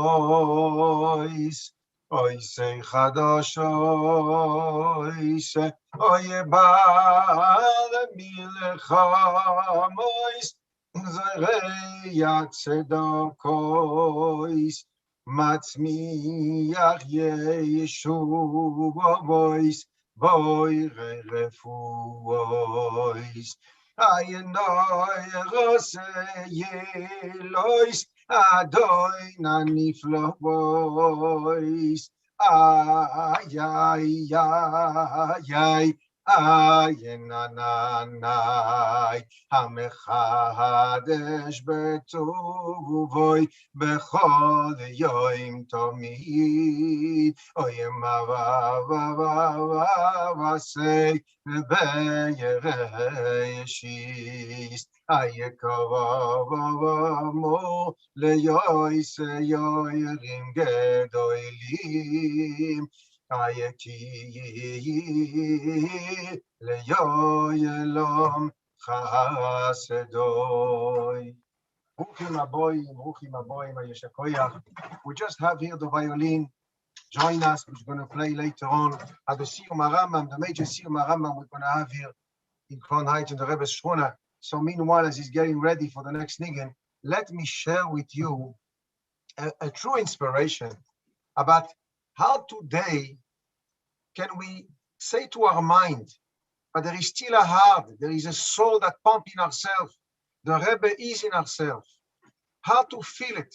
So of course you can learn a maimer, you can learn a sikha, but sometimes you can't be concentrate. Take a nigun and let the nigun inspire yourself. And you know what? The Alter Rebbe say that when a Jew sings in davening, he not only reduced the dinim, he transformed every din, every gvura, in a sweetness, and every mekatreg, any opposition that he has in life, disappears, and he gets redeemed in any physical need. That's what the Alter Rebbe tells us. And the Mitteler Rebbe says, furthermore, when you sing a nigun, and the nigun becomes part of your davening, then you reveal divinity in your heart. The Tzemach Tzedek says that when you are davening through the nigun transforms you as another person. That's why we see that our Rebbe was always trying to be mo'oided, to encourage people to sing in the middle of davening, before and after. And the Rebbe Maharash says that when someone has tim to mamoyach, it's blocked. It's blocked. Sing a nigun in the middle of davening, and then you will see that your mind gets clear. The Rebbe Rashab says that when you sing in davening, you are getting connected, not only to the Heichal Atfilis, but directly to the Eibishter. You're transforming yourself. So Chaverim, Tairich Sidim, let's together say Lechaim. I prepare a big cup that we should have enough Lechaim. Reb Moshe, Lechaim, Lechaim. I don't have Lechaim with me. I have a cup, but no Lechaim. That's okay, Rabbi Chil's Lechaim. Dave, Lechaim. Tairich Sidim. Dov Ber, Lechaim. Chabad's press switch, Lechaim. Gershon, Lechaim. All my friend, what's your name? Yonasan. Yishakoyach, Yonasan, he came. Even the rain, it's raining now. And he's here with me. We're going to sing a nigun. You know what? We start with davening. So let's continue with davening. You should get something else tomorrow for the shachis of tomorrow. Something that inspires. But beforehand, let me tell you a story. There was a chassid which called Reb Sholem Feldman. So Reb Sholem Feldman, he was in Kfar Chabad, in the Yeshiva Kfar Chabad. And in 2 years after the Messias, he went to a room 2 o'clock in the morning, and he saw the famous Mashpia Reb Shlomo Chaim, which was the Mashpia of my Mashpia, which Rabbi Akiva Cohen from Manchester, which I've learned over there 30 years ago, and Baruch Hashem got so much foundation for life. So Rabbi Shlomo Chaim Kesselman was crying deeply in his room, 1, 2 o'clock in the morning, so much tears. So that Chassid Reb Sholem Feldman said to himself, what is he doing here? What is crying 2 o'clock in the morning about Beis HaMikdash? What is crying about? So he asked Reb Shlomo Chaim, because he saw that it was not simple tears. It was like a nishtapus hanefesh. He's pouring. So he asked him, why are you crying? He said, Reb Shlomo Chaim, you know what? You hear what I'm singing now? I'm singing a nigun, which we're going to sing now together, which is on the name of the pasuk, which we daven on Rosh Hashanah, and the Rebbe Rashab, and the Rebbe Rayatz, who are singing that Gavose Godlo, which we daven that on the Yoitzer of Rosh Hashanah of Shachis. So he said, Reb Shlomo Chaim, you should know that many years ago, 30 years ago, when I was in Russia, I was in the home of Reb Peretz Moshkin, a famous chassid. And Reb Peretz Moshkin, when before Hakofis, he was singing that nigun on the streets. And we really felt that it's not only a singing, he's living through the words of the nigun. That basically the nigun says that we cannot standing in front of the Eibishter. The Eibishter is really infinite. In everywhere we're trying to understand, the Eibishter come to us and tell us, believe, that's what we need today. Emunah bitochen, because we can't understand anything. So then I heard that nigun, and I sing that nigun today. Then I had much less Hasidus printed. Today I've got much more Hasidus. But then I feel it differently. It was more part of me. So I'm trying now to reveal it again in myself, to reveal the soul of the nigun, as the Alter Rebbe call it, the Kul Musa Nefesh. So let's sing together that nigun, but in the words of davening, which for the first time I introduced that to you now, with something which I sang last Shabbos, and perhaps it's a gift for all of us to sing it in the morning and get inspired. What's your name? Yonasan. So Gavose Godlo.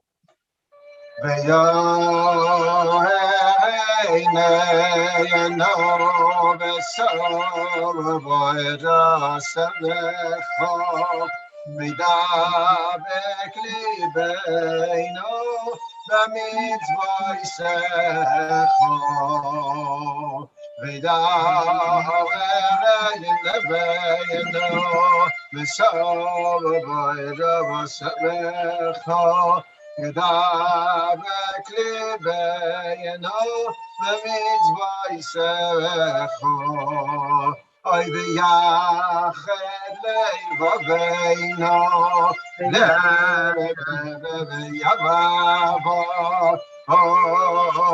ולעירה שמייך אי וילובו ינבויש ולא יניקולם ולא יניקושל ליבוי לבואת ay ay ay ay ay ay ay ay ay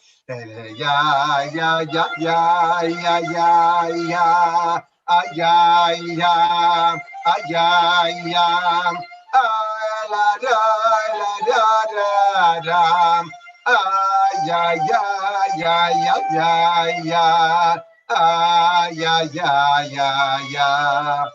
Now continue together. Let's sing it together. Stay on mute, but we sing it together. I see your faces, and we sing together. I'm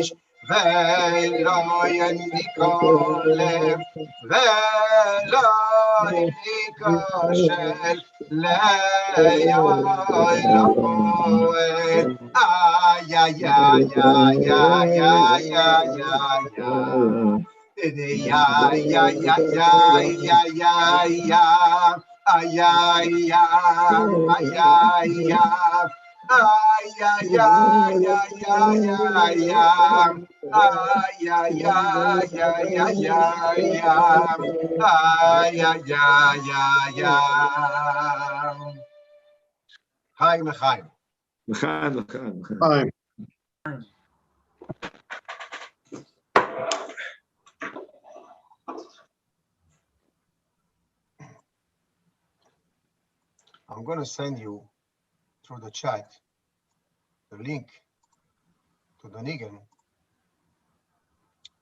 and then you can obviously hear it again and again. It's a beautiful Nigun. It's a beautiful Nigun. And we need today, have you understand? We need it. We all need life. We all need that lachluchis. Baruch Hashem, we've got so much, we've got so many, but we just need to leave it a little bit more. Okay, so let's go to another Nigun. There was a Chassid, but beforehand, this Shabbos, we were sitting in 770, and with a bring, with a bochim from a yeshiva in Cincinnati. And they heard about the channel of Gaguim, Nigunei Chabad. They got all the Nigunim in yeshivas.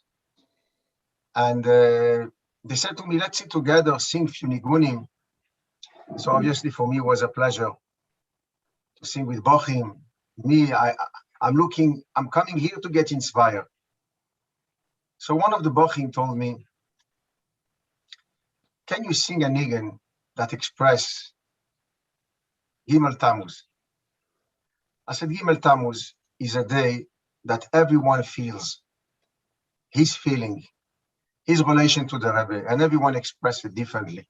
Some people want to stay Shabbos in 770. Some people want to go to the Oyel. The Rebbe had enough room to get all his children united through different channels. So I said to them, you know what? There is a famous Nigun, which is called the Klos HaNefesh Nigun. Hillel Protkin, Pochoper, He was a beautiful chassid, a beautiful tomim. In time of the Rebbe Rashab, the Rebbe Rayatz, he was a type of guy that he didn't like people get excited for a few seconds and then he disappears.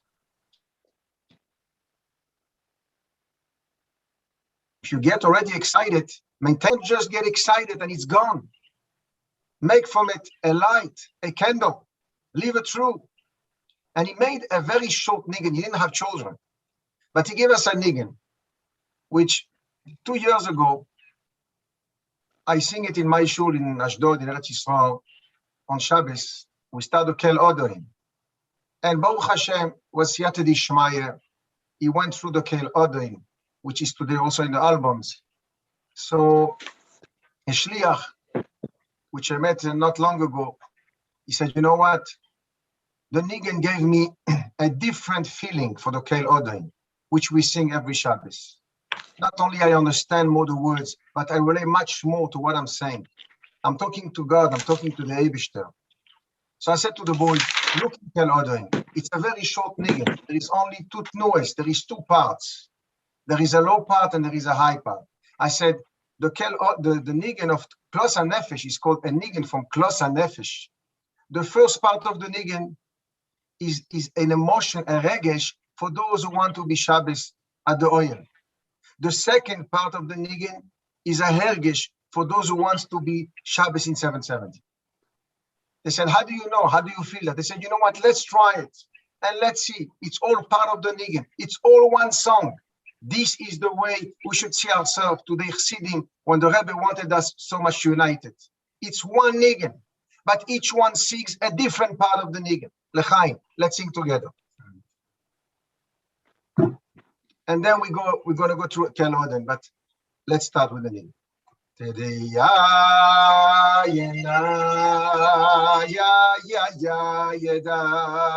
Again, let's start again.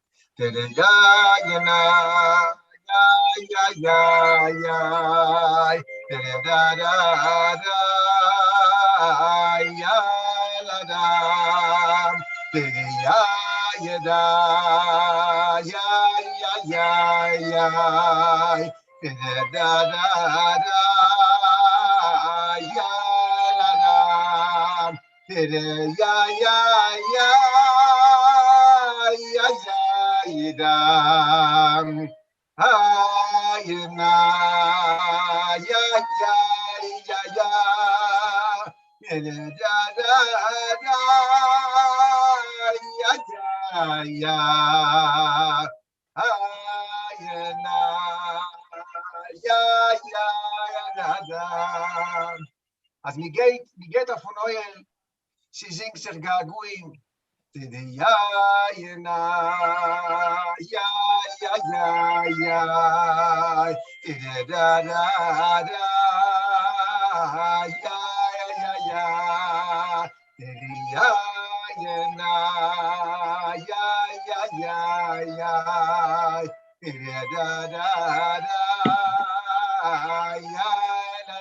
And then when we get to Rick in 770,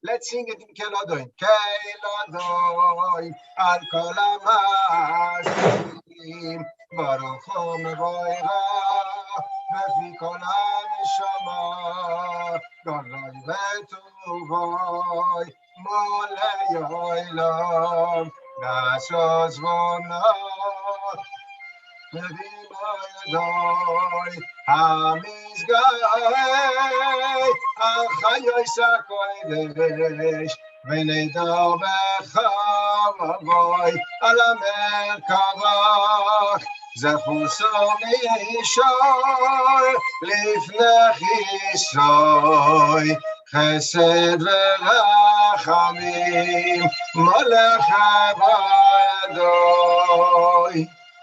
Time.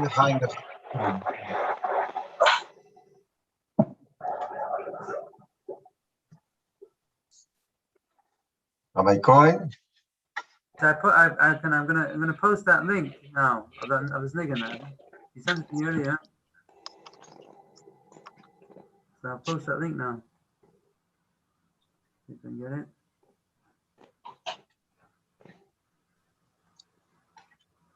Here it is. Yeah.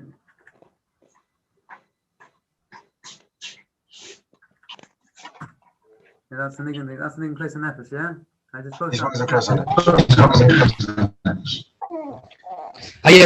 Rabbi Amar, I just want to say that in our Kita here in Manchester, we listen to your Nigunim every Friday. We have a Seder Nigunim, and every week we try to learn another Nigun based on your Nigunim, and it's very, very geschmack. We have a couple of Talmidim that are sitting over here now that are listening to the Baal Menachem himself. It's very geschmack. Thank you very much. I want to ask you to please write it down, record it, and give it to Rabbi Cohen, because I want to show it to the staff that every time we sit together for another niggin, I said to them, it's worth it. You don't know where it's going. You don't know where it's penetrating. You just do it. But it definitely does the job. We hear it, Baruch Hashem, from all the corners. And Be'ezus Hashem, we ask the Rebbe today, Abroche, that we should also continue that shlichus, because it's also a shlichus to try to really live again through the niggin, which is part of our life and part of our chassidus. Shekoyach. The Rebbe wanted Simcha, Rabbi Cohen. So maybe we should finish that part with Afreilich Niggin. Right, that's right. Afreilich Niggin. Dveikus Shabbos. The truth is, we plan also the Dveikus Shabbos from the Alter Rebbe, but it shouldn't be too much. So maybe we should have one Afreilich Niggin. What do you say, Rabbi Cohen? I think so. Afreilich Niggin also. Afreilich Niggin. We're going to also connect that to davening. That Be'ezus Hashem, if you want to daven with a Freilich Niggin, you also have a Niggin for Freilichkeit. Lakeil Baruch Nei Moisiteinu Ilava Mele Bechel Chai V'Kayam Aizem Mirois Yameiro V'Sish Bachais Yashmiyo Aikeyo Levadavai Mavai V'Kadosh Aipoyel Gevurai Soy Sechadashoy Ba'al milchamois, zorei tzedakos, matzmiach Yeshua, mais boirei refuos, einoi rasei elais, adoi naniflarois, amechadesh betuvoi, mechol yoim tomim, oy maaseh bereishis. Kavamolaya yesei, Toirim gedoyelim keleyoyelam chazdor. Hey, ay la la la ya, ay la la la ya, hey, ay la la la la la, hey, la la la la, hey, la la la la. La la la la la la la la la la. Hey la la la la ya ya ya da da ya. Hey la la la la hey ya ya da da ya. Hey la la la la ya da da ya ya ya. Hey la la la la ya da da ya ya ya. Hey ya ya ya ya ya ya ya. Ay ay ay ay ya. Ay ay ay ay ay ay ay ay. And let's finish with the Rebbe's Niggin. Hey, tzama tzama tzama tzama lecha nafshi, kama kama kama kama kama lecha b'sari. Hey, tzama tzama tzama tzama lecha nafshi, kama kama kama kama kama lecha b'sari. Echti yidogin mako, shatin yedish na yoma, yekopla yesh neproda yesh tolkara mizvako. Echti yidogin mako, yedish na yoma, yekopla yesh neproda yesh tolkara mizvako. Chaim Teirich Sidim, I'll just finish with a short story. There was a chassid, a shliach, a rov called Reb Moshe Hert. Many years ago, it was very difficult for him. And he asked the Rebbe to send someone to help him. And the Rebbe said, I already sent someone which is called Reb Moshe Hert. And Reb Moshe Hert is there to help you. He knows what the Rebbe meant. It's talking about himself. The Rebbe said, when I sent Reb Moshe Hert, I gave him all the koiches. You just have to be megale in himself, the koiches which he has. And he will see that he has everything in him. Because when I'm sending someone and we are pusher to a Rebbe, so the Rebbe takes already in the program, in the plan, to give the koiches to overcome every single obstacle. So we want to ask our Rebbe today, Gimel Tammuz, that the Am Yisrael doesn't want no more obstacles. We don't want any more golus. We want a final geula for each one of us. Bichlal ubiprat. And the Rebbe tell us always to be besimcha. So no matter that we don't understand anything, and there is sometimes not for what to be besimcha, but the Rebbe wants us to be mesimcha. And as we sang the word seicher, we just pass through koirach. Koirach is the frozen part that we have in ourselves, kerach. And koirach is the letters of rochek. Rochek means distance. And koirach is the letters of choiker, which means he's searching, he analyzes. And seicher is the same letter like keshel, which means failure. The Rebbe doesn't want us to think too much. The Rebbe wants us to believe. So let's hope Be'ezus Hashem to meet together with Mashiach Tzidkeinu, the Rebbe B'Roshenu, L'chaim, L'chaim, L'chaim. Love you all. L'chaim, Rabbi Amar, L'chaim. It's very, very special, very uplifting. Just someone asked if there's a way of seeing the Nigunim not on YouTube. Definitely. I can send you it's all on Drive, Google Drive. So I will send you also now the Google Drive that you'll be able to forward. Okay, thank you. Now, and we should meet in Yerushalayim. Amen. That's Be Matzliach, Manchester, be Matzliach. You belong to the Rebbe, be Matzliach. Call to. And now we can continue with the informal part of the Fabrengen. Now everyone, Rabbi David is going to open up. Okay. With you have some feelings. The official formal part of the Fabrengen of the program is officially finished. Yes, I love you. Those that want to stay on to join the informal part of the Fabrengen. Let's make another meeting together. Okay. You give me the hint when I can start. Firstly, we say L'chaim. Everyone should say L'chaim. L'chaim. And I'm saying L'chaim Beruchniut because I have nothing in front of me apart from you. So I'm looking at all of you. And anyone can at any point can unmute themselves and join the discussion. Shavas Achim Gam Yochel.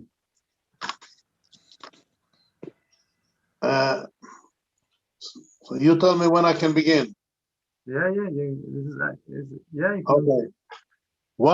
Okay.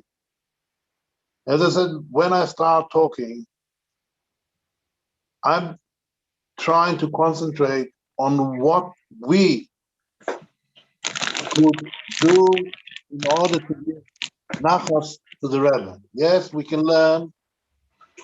All those things are true. But when I spoke with him and I have his letters, etc., there are certain things which I think I should pass on. And I'll do it in a way that is related to my conversation with the Rebbe. One of the things the Rebbe made it absolutely clear to me that the duty and the task of a Jew, the neshama coming to this world, is really to help another Jew. And we don't know when we meet this opportunity and who is the person that we're going to help. And this is why whenever we have an opportunity, when we come in a situation that we meet a Jew who needs help, maybe that Jew is the one that our neshama came down here to help him.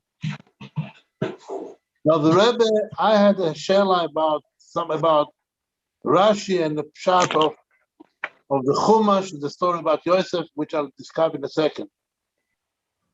But the Rebbe answered me in a different way. He said, the Torah is telling us twice that if you walk and you suddenly come across the donkey of your enemy, which is collapsing under the weight, which was uneven, you are supposed to help him to unload and load the load on the donkey. Now, I remember I told this story once to someone, and he started telling me, oh, no, the donkey is Yunishamak Behemis, and this. I said to him, do me a favor. When I spoke with the Rebbe, he never mentioned Yunishamak Behemis. He spoke about real donkey. What he said, and I'll go to the other parish, and then I have here a letter, one, which I think will give us some insight of how the Rebbe wants us to treat one another. The Rebbe said to me like this: if the Eibishter made you come across your enemy who needs help, it's not a coincidence. It's not by chance. It means the Eibishter wants you, nobody else, to help him. Because if Eibishter didn't want you to help him, you could have been there 10 minutes earlier and miss it. You could have been there 10 minutes later, by then it was too late. You could have taken totally different route and not even be there. The fact that Eibishter decided to put the two of you together in a situation where you come across someone who needs help, who even, he said, why does it say your enemy? Because if it's your friend, there's not a question you'll help. Even if somebody who is your enemy, it's your duty to help him. Now, how does this understood a pshat in a Chumash, which I actually tried to explain it and people never thought about it. In the Chumash, we have a story about Yosef. He was a spoiled brat. He was at home learning with his father, while his brothers, he was also yapping too much. His brothers were actually in the field working. Now, Yaakov said to Yosef, he said, did you hear from your brothers? So he said, for a while I did, I sent them a WhatsApp. I didn't hear an answer. I don't know what happened. Maybe the reception is bad. So Yaakov said to him, do me a favor, find out what's going on. He gave him his Volvo. I think it was a Volvo. I'm not sure, but it could have been a Volvo. Most likely because it was a Chossi. You can sit with a hat inside it. And Yosef goes to visit his brothers. And he arrived in Dotan. And he gets out of the car where last place he'd been, and there's nobody there. The only one is there, a man in the field. He's a farmer. He had a problem with his tractor who got stuck. And I think his daughter didn't want to take the business. His son decided to become a musician. So, strictly speaking, this fellow had a lot on his mind. But what is he? He sees somebody arrive, getting out, a young fellow, looking around, lost. So he came to him and said, excuse me, young man, can I help you? And he said, yeah, I'm looking for my brothers. He said, who are your brothers? He said, there was one, a big fellow, with a ginger beard. And, oh, yes, 3 days ago, I met them in the pub. And I heard them talking. They're going a different place. Do you know where it was? Yes, I'll give you how to get them. So this man in the field, tell him, go straight, turn left by the tree, and then etc. Okay. The whole story doesn't make sense. Because the whole story, which we're not supposed to know, is that Yosef meets his brothers. Who cares if he didn't find them in the right place? Who cares if he had to stop and somebody gave him instruction? How does this help with the story? We are not even told that you have to fill the petrol twice. We are not told half of the story.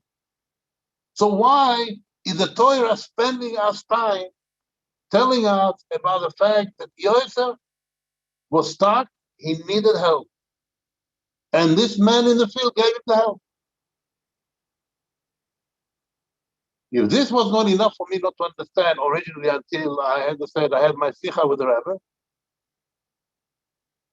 Rashi is telling us that this man in the field is a malach, an angel.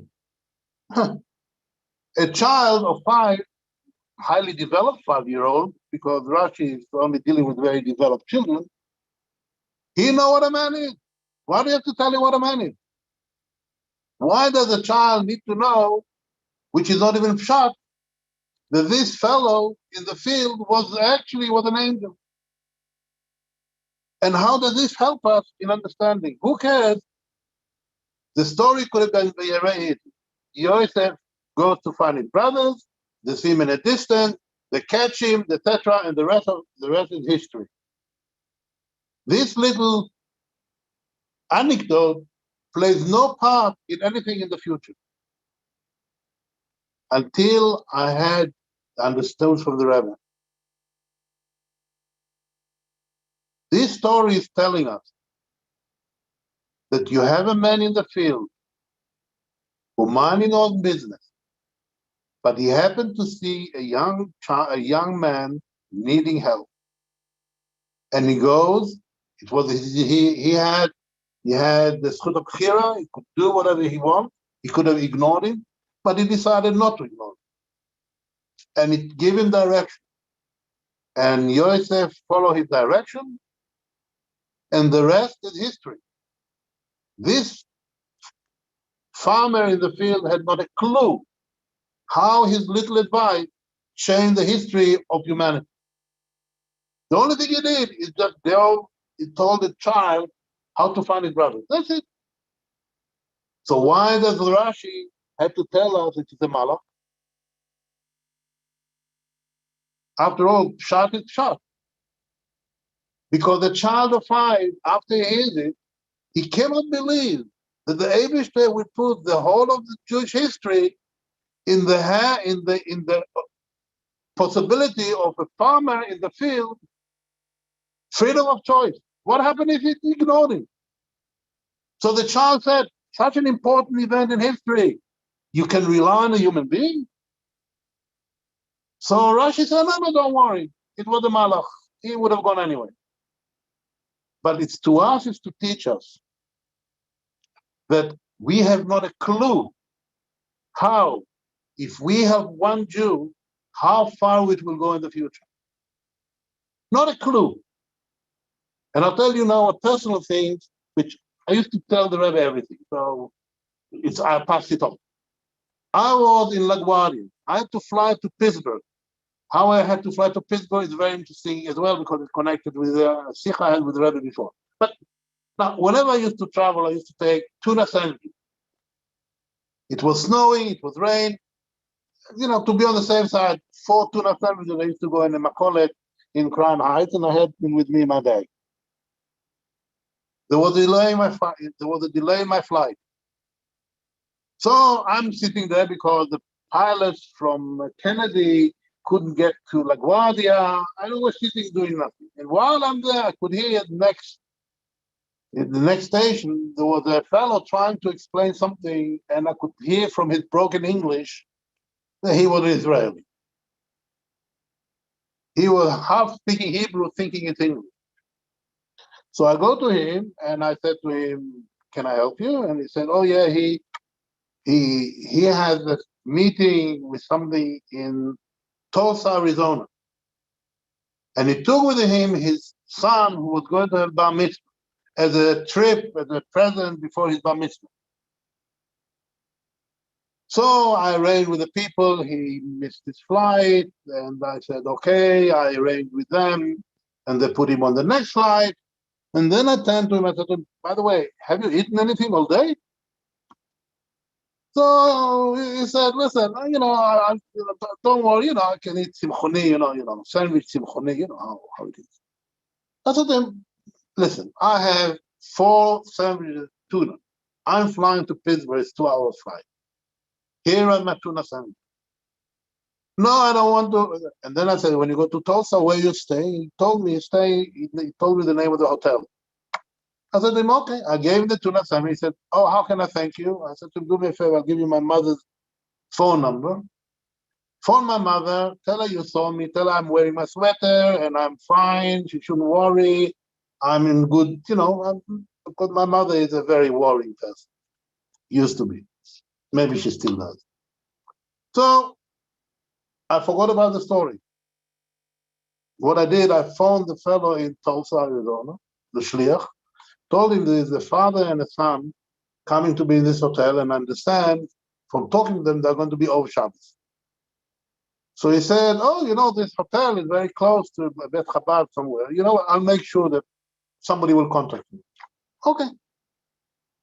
We are talking about something that happened over 30 years ago. After Gimel Tammuz, this is why I'm telling you the story. My mother, unfortunately, she's my late mother, phones me and she says to me, I got a strange phone call. No, she told me like before somebody phoned, give you regards, but she didn't know the contact. She said, somebody phoned me and he said to me, I understand that your son had very close relationship with her. Therefore, I'm sure, it's difficult for me to talk about Gimel Tammuz, by the way. I'm sure that Gimel Tammuz affected him deeply. I want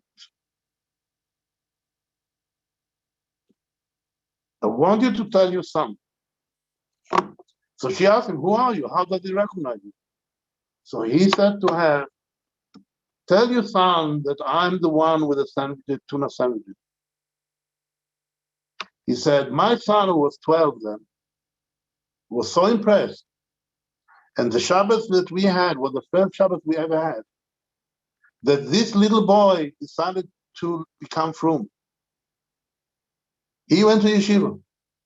And he said he dragged his sister and his brothers, and he said the whole family, and he said, those tuna sandwiches changed our life. If my mother didn't get the phone, I asked her, did you ask him his name? And she told her, I didn't, I forgot. Here's a little story. We don't know how one little story can affect you. Now, for the Rebbe, it was very important that we respect one another. We shouldn't cause ogmak nefesh to no one. Not for nothing. To the Rebbe, to upset another Jew was one of the most serious avera that he could think about. I'll tell you a story. When I came to, I don't know if you know, I'm in Sheffield. When the Rebbe told me to live in Sheffield, against my will, and I'm still here, I went to see, I had to do something. So I went to see the president of the community. So I went to see the president of the community, and I went to his house. I knocked on the door, and I looked to see where the mezuzah, and actually, there was, I'm sure there was a mezuzah there because there was a little bump on the door, but it was painted like 5 times over, so you couldn't even see the button. So when the wife of the Rosh Kehillah opened the door, I said to her, oh, by the way, maybe it's time that somebody should check the mezuzah. She looked at him and said, what's wrong with this mezuzah? You couldn't even see the button. I was trying to say something. And she said, do you know, when we got married 40 years earlier, Rabbi Cohen, who married us, he put the mezuzah on the door, and you're telling me there's something wrong with it? So I was like, her husband came out, he took me in, and I forgot. So the next time I went to the Rebbe and I went to Yeshivas, I used to tell him, I used to report everything. So I report to the Rebbe this incident.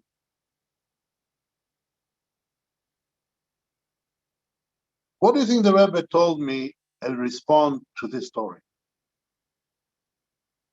We are talking about the mezuzah. We are talking about the time of Mivsa Mezuzah, Mivsa Tfilin, all these things. And we are talking about mezuzah, which is Doraisa. These words are said in Hebrew because we used to speak in Hebrew. I can't do his accent, but he'll forgive me. He asked me to forgive him that he speaks in his accent. So his answer was, Ein tam ligrom ogmat nefesh afilu lo b'shel mezuzah. Actually, he said, Ein tam ligrom ogmat nefesh leisha afilu lo mezuzah. I took the isha out because I told it to somebody that, oh, the Rebbe meant that for a woman you shouldn't, but if it's a man, you are chayav to make him ogmat nefesh. So I said, you know what, I'll take this out so there's no misunderstanding. Here the Rebbe, and then I said, okay. He said, find in the future an opportunity that it could be done, but shalom, in a way that it would be nice and pleasant. And I find out how to do it. I end up speaking to his son-in-law. He bought a nice case, and I got the proper mezuzah, and he came to visit them with their daughter, and he put it on like a present from him. I wasn't mentioned. And I told it to the Rebbe, and the Rebbe smiled, and he said, this is how it should be done. So here it is.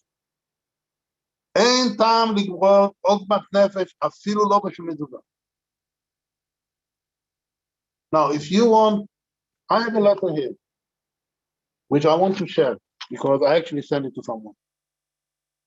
Someone, because there were a lot of not fighting. People in Sheffield community at the time were very much against, they were like United Synagogue. They were set in their ways. And I come along a Lubi. So as far as they were concerned, I'm there to change their lives. So I realized there was a lot of pressure trying to think. And what happened, one of the head of the community wrote a letter to the Rebbe complaining about me, telling the Rebbe, tell him to leave, he's coming here, it's only causing disruption in the community. In shul, he constantly talks and he doesn't let people pray and all blah, blah, blah. Now, the problem is, I daven Nusachari, and I didn't, in the shul at those days, which was a youth, I used to daven in the corner. I wasn't even next to anyone. The only time I used to sort of intermingle after the davening, they used to come and say, good Shabbat, something like a kiddush. I used to be there. But during davening, I didn't say anything. I didn't talk to anyone because I was very careful not to cause any machloikes after the Rebbe told me not to cause machloikes. So the Rebbe wrote me a letter saying, I got a letter from somebody from your community complaining, etc., etc. So then I wrote to the Rebbe, yes, I know, I can tell you, and I was worried, and I don't want to go into the detail of the letter, but I said, you know, it bothers me that it bothers you. So the Rebbe wrote me an answer in Hebrew. First of all, it's interesting, the date. He said, I acknowledge receiving your letter from the time of Chukat and Balak, which was Motzei Chag HaGeula Yud Beit Tammuz, which is an interesting date. Then you write, as I've written to you in my previous letter, I don't have the two letters in front of me, so I don't feel it's a good judgment because I can't hear one side against the other at the same time. Now, this is diplomatic talking because the Rebbe doesn't need me to have that letter in front of him. I knew exactly what's going on. But then he said, I want to give you a general comment.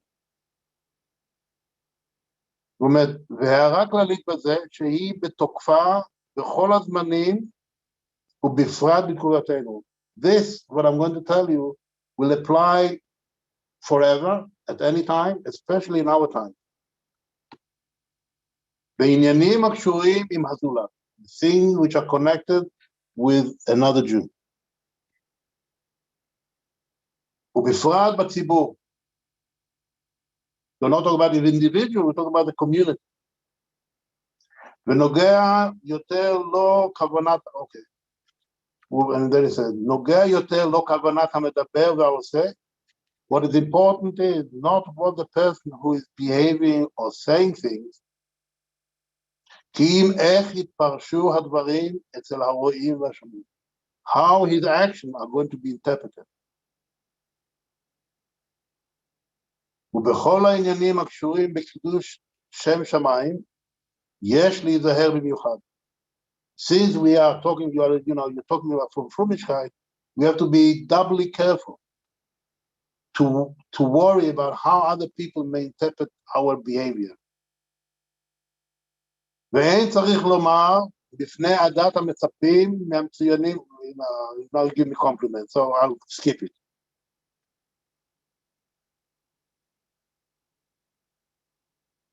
And then he said, ומובן שכל האמור לאל, everything I told you about being very careful, הוא בנוסף על הכלל העיקרי, אשר תורתנו תורת חיים. Obviously, this is in addition to the general ruling that we have in our Torah, which is תורת חיים, הרי דרכיה דרכי נועם, וכל נתיבותיה שלום. ועוד הפעם, and I want to emphasize again, שאין לי עמדה בעניין.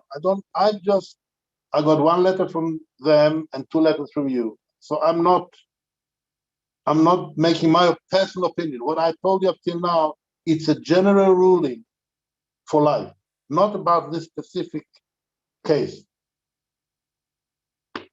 And then he's saying, because we are coming to the Yamim Ben HaMetzarim, הרי צריך להוסיף באהבת חינם, כדי לתקן נקודת הימים האלה, שסיבתם היפך דאהבת חינם, כידוע במאמרי חכמים. Then he talked about something. I told him about some plans. He gave me a little chip. I told him what I'm going to do. He said, next time just tell me what you're doing rather than what you plan to do. Once you do it, tell me. Unless you want my advice about your plan, I'm more than happy to hear the result, which I knew exactly what he told. Because it says, האמירה היא, העושה ובפרט שמדובר בעניינים הנוגעים לרבים. So he said, do more, speak less. So I'm actually doing opposite what he's telling me. Then he signed בכבוד וברכה לבשורות טובות, and he signed the letter. But then you write PS, נ"ב. מובן שמצטער אני, ואם במכתבים אלו נגרם לו צער איזשהו. I find it difficult to talk when I talk about the Rebbe. ופשיטה שלא זו הכוונה. The Rebbe is saying, I feel bad, sorry, that if this correspondent has caused you some sorrow. Okay, and then the Rebbe said, let's hope. So when I went to see the Rebbe after the chiddush of this, and this is, I told you, this is a klal, general klal for everyone. Nobody can say, I need miracles to do it. Actually, sometimes about Israel, you need a miracle. But this is a different story now. When I went to the Rebbe afterwards, in the chiddush, I said to the Rebbe, Madilo, Rebbe, by the way, when we spoke, he told me I should just use the expression Rebbe. But Chalaik, you make what you shot in Rebbe, the must speak. So I ended up, the Madilo Rebbe, אתה לא צריך להתנצל. You don't have to apologize. And he became so serious. And he said these words, you know, you have to remember, I'm standing in front of him and I could hear what we talk. And he became serious. הוא אמר לי, איך יכול להיות לאדם מנוחת הנפש אם אולי הוא פגע במישהו?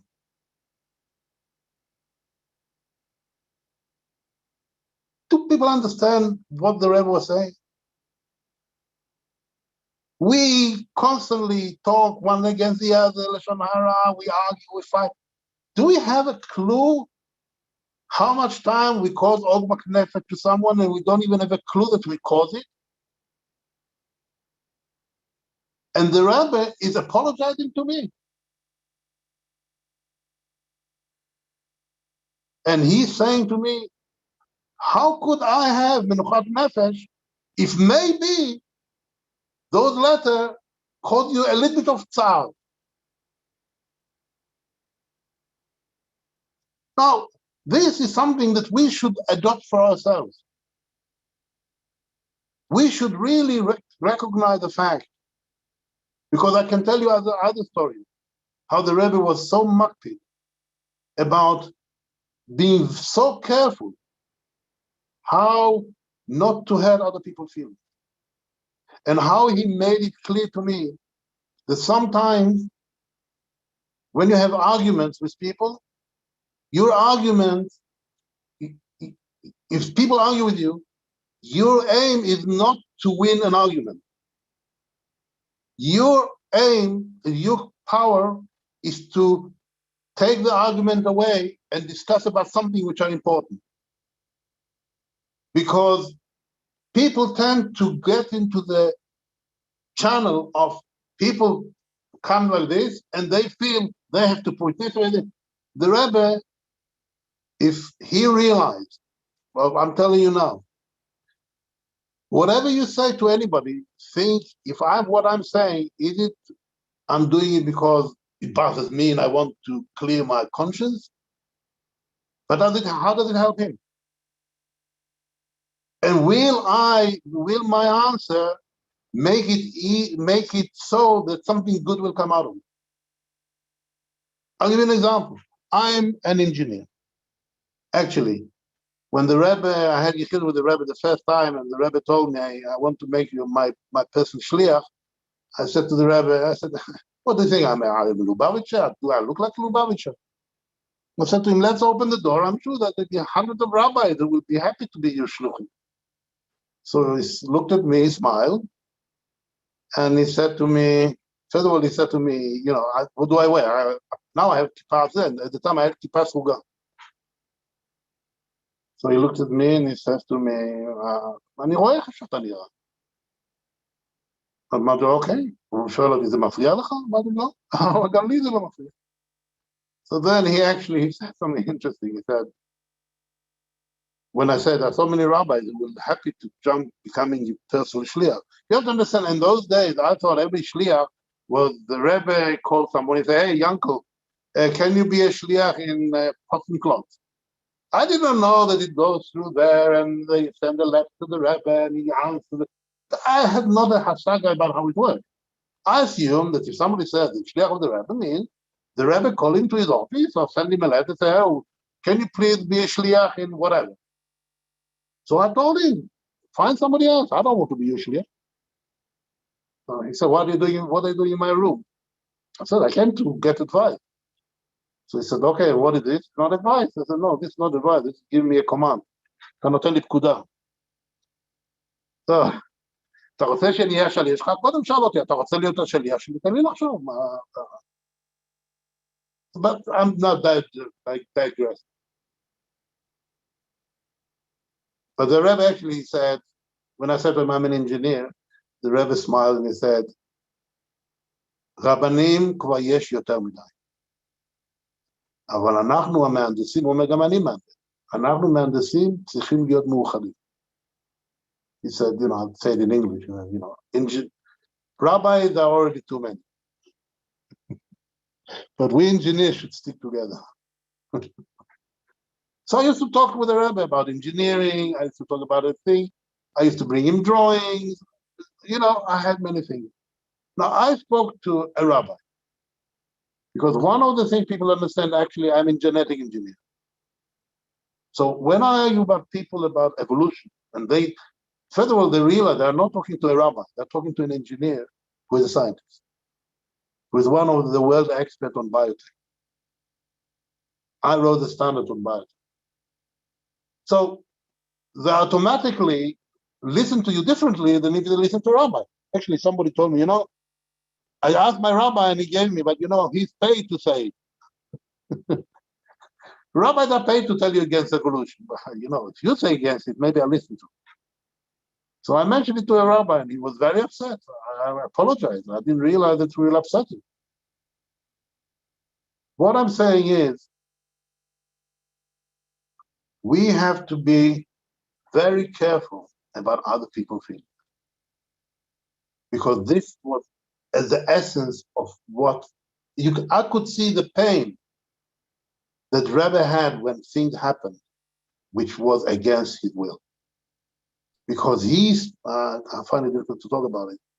When we spoke about certain things, it was obvious that things are done which were upsetting him. But he was in a situation, didn't say. I was actually in a situation where I actually saw things.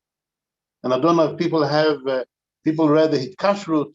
About a few weeks ago, there was a whole story about me and finding the matzah. I don't know, anybody read it? If not, you know, you are more than welcome not to read it. Hit Kashrut, the stories every week. So I suddenly read that I used to get through Zaman Yafe every year. Zaman Yafe had a list, and I was on the list to get half a matzah. Okay. One year, Tafshin Memale, I get a phone call. I know why. I'm not telling you the background. I get a phone call from Rabbi Groner. He says to me, the Rebbe want to make sure that you got the matzah he sent you. So I said, oh, you mean from Zaman Yafe? So he said, no. He sent you a whole matzah specially for you. And he want to make sure you have it. What happened is, it was sent and it was posted for the wrong address. Eventually, I got it that day in the morning. I didn't even know that it was from the Rebbe because it was sent from the UK. I didn't even know it was a matzah. So now I had a matzah, which actually, when I opened it, I think it was 1.5 matzah because the amount of matzah inside it. Anyway, from Tafshin Mem Aleph, until I read an article about the fact that the Rebbe used to give matzahs only to very few people, and I used to think that the Rebbe gives to anyone. You know, you go to the Rebbe, he gives you matzah. You know, what do I know? And every year I used to get from Zamanya. But then Tafshin Beis, I think Tafshin Beis, was the last time we got the matzah. So now I have a box with the Rebbe's matzah inside it. I was too scared to open it.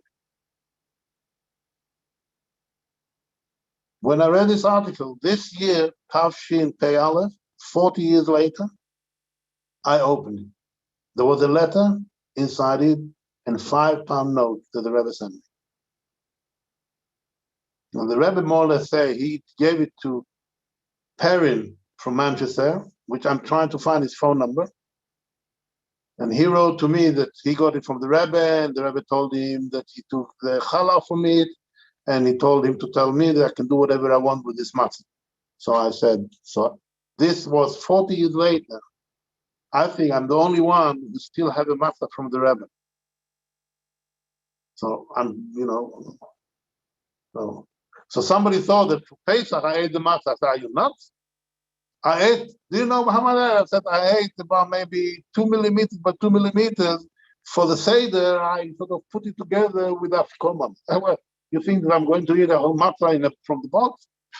Oh, it's too precious. But if you really want to know another story, when the Rebbe told me to stay in Sheffield, he told me, originally I thought he's telling me to stay like a couple of months. Then he says no. Then he says, okay, you know what, tell your mother 2 years. Now I said to him, what, do you know my mother? Oh, do you think my mother is going to be happy? So I met Professor Branover. And Professor Branover was outside waiting for the Yichidus. You can read about this Yichidus in Zalman Yafe's Zichroinus Shvuos Tafshin Lamed Vav. Anyway, so I said, Professor Branover, can you call my mother and just tell her that I'm not coming straight to back home? Because I was actually on the way to Israel. The fact that I went to see the Rebbe was a totally coincidence. Be it as it may, Professor Branover phoned my mother. I phoned her when I coming back, and my mother said to me, "Oh, I know that my packets are already ready, and the Sochnut already got my tickets." So she said, "I understand you're going to be delayed a little bit." She said to me, "I bought avatiach, I bought watermelon. Shall I keep it till you come?" I said, "No, I think you should enjoy the watermelon." Anyway, so she said, "How long did the Rebbe ask you to stay?" And I said, 2 years. I expected to say, what? 2 years? No. If he asks you. Anyway, 15 years later, my mother wakes up. She used to come to Africa. She says to me, tell me, didn't the Rebbe tell you for 2 years? I said, yes. You're already here 15 years. Maybe he forgot about you. No, I don't think he forgot about me. Remind him that he told you for 2 years. Oh, well, I'm not going to ask the Rebbe, but your mother is coming and asking you nicely. She said, do me a favor, ask him to remind him. So I'm thinking, what I'm going to do now? I can't tell no to my mother. And when I went to Yechidut, when I went to New York, I did not know what to do, how to ask the Rebbe in a way that it's not me asking. And by the way, one of the letters here is a letter that he sent me with a copy of a letter he sent my mother, which he said, I'm sending you a copy of a letter I sent your mother, which I'm sure you'll find interesting. But this is a digest. So you have to also understand, people did not know the relationship I had. Only one person noticed it, but the only people who knew were the mosquitoes, like Rabbi Klein, Groner, and Krinsky, to a lesser degree, and the other people who are eventually. So I'm passing by Kosher Bracha. I could see that Rabbi Groner whispers something to the Rebbe, and the Rebbe whispers. So Rebbe comes, picks up a bottle of vodka, and he puts it on the table. When I come to get my Kosher Bracha, the Rebbe smiles to me, and he says to me, I want to give you, אני רוצה לתת לך בקבוק של vodka שתחזור לשפל. So basically answered my mother's question. So רציתי לקחת את הבקבוק, אז הוא אומר לי, לא, אני אתן לך. So he picked the bottle and he gives it to me. So I said, thank you very much. So when I went to Yechidus afterwards, the Rabbi Groner also said, you go there, you go 20 minutes, take the Rebbe's time. So anyway, I don't want to go into this detail. But the funny thing is, the Rebbe smiled to me and said, the first question you were going to ask me, I already answered you in the Kosher Bracha. So I said, yes, I know. Anyway, so I had this vodka. Now, I didn't know about this minhag. You're not supposed to have a vodka for Pesach. Every Pesach, how do you think I don't drink vodka? So I used to take like homeopathic medicine, 2 drops in whatever.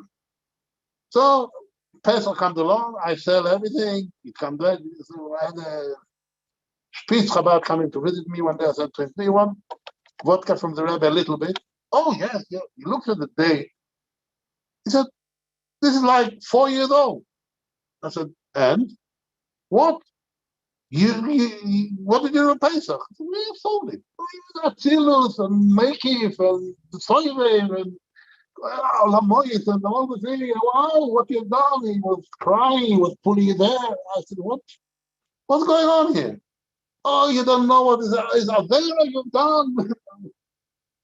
Anyway, so when I went to the Rebbe afterwards, I checked the Rebbe, I told him, אני מאוד מצטער, אבל לא ידעתי שאסור למכור את הוודקה שלך בפסח. אז וודקה שנתת לי, עדיין יש לי את זה. הוא מסתכל עליי, he looks at me and smiles, זה עדיין שלי. It's still mine. So I still have the vodka from the Rebbe. So what I'm trying to say, I'm giving you a little hint. And by the way, if you want to know what he wrote to my mother, because it's a fact, everyone, he wrote, first of all, he wrote to me, I'm attaching a letter that I've sent to your mother. This was after the Rebbe had the thing on Tishrei. So this was one of the first letters that he wrote afterward with Tafshin Lamed Chet. And he said, I sent Maneh Nishlach Yashar. He sent it directly to her, not through me. But because I brought the letter, he sent me a copy of it. Tikvati Chazakar. Now the Rebbe, what happened? Normally you used to have Yechidus, and because of medical reasons, we couldn't have Yechidus Panim El Panim. So the Rebbe wrote, Tikvati Chazakar, she'af misibot she'nan tluyot bi, lo ala b'yadenu ledaber b'yechidut Panim El Panim. Unfortunately, it's things which are out of my thing. We couldn't have Yechidut Panim El Panim, but I hope, because we were passing by, I hope it will be as if we had. Because I was with my mom, I was with my wife and my daughter, so he said as if we had it. And then he gives his bracha. Now, to my mother he wrote, my mother was offered to retire early. I told her, don't accept retirement before your husband left. She was 55.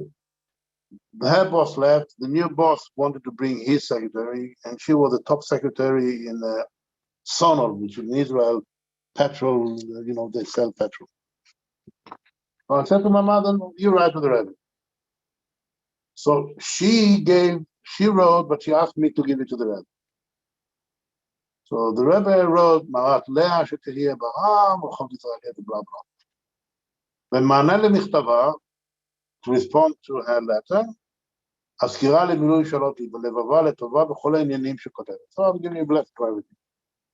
ולסיום מכתבה אשר עומד לצאת לפנסיה, she's going to go, forced to go to, want to go to become a pensioner in 3 years' time, which is going to be even if she doesn't accept whatever it is, by age, she was supposed to go to pension anyway in 3 years. ידוע תקוותי שכל בכל הנושא, the Rebbe said that I want to tell you my opinion about pension. People should try to delay it as much as possible.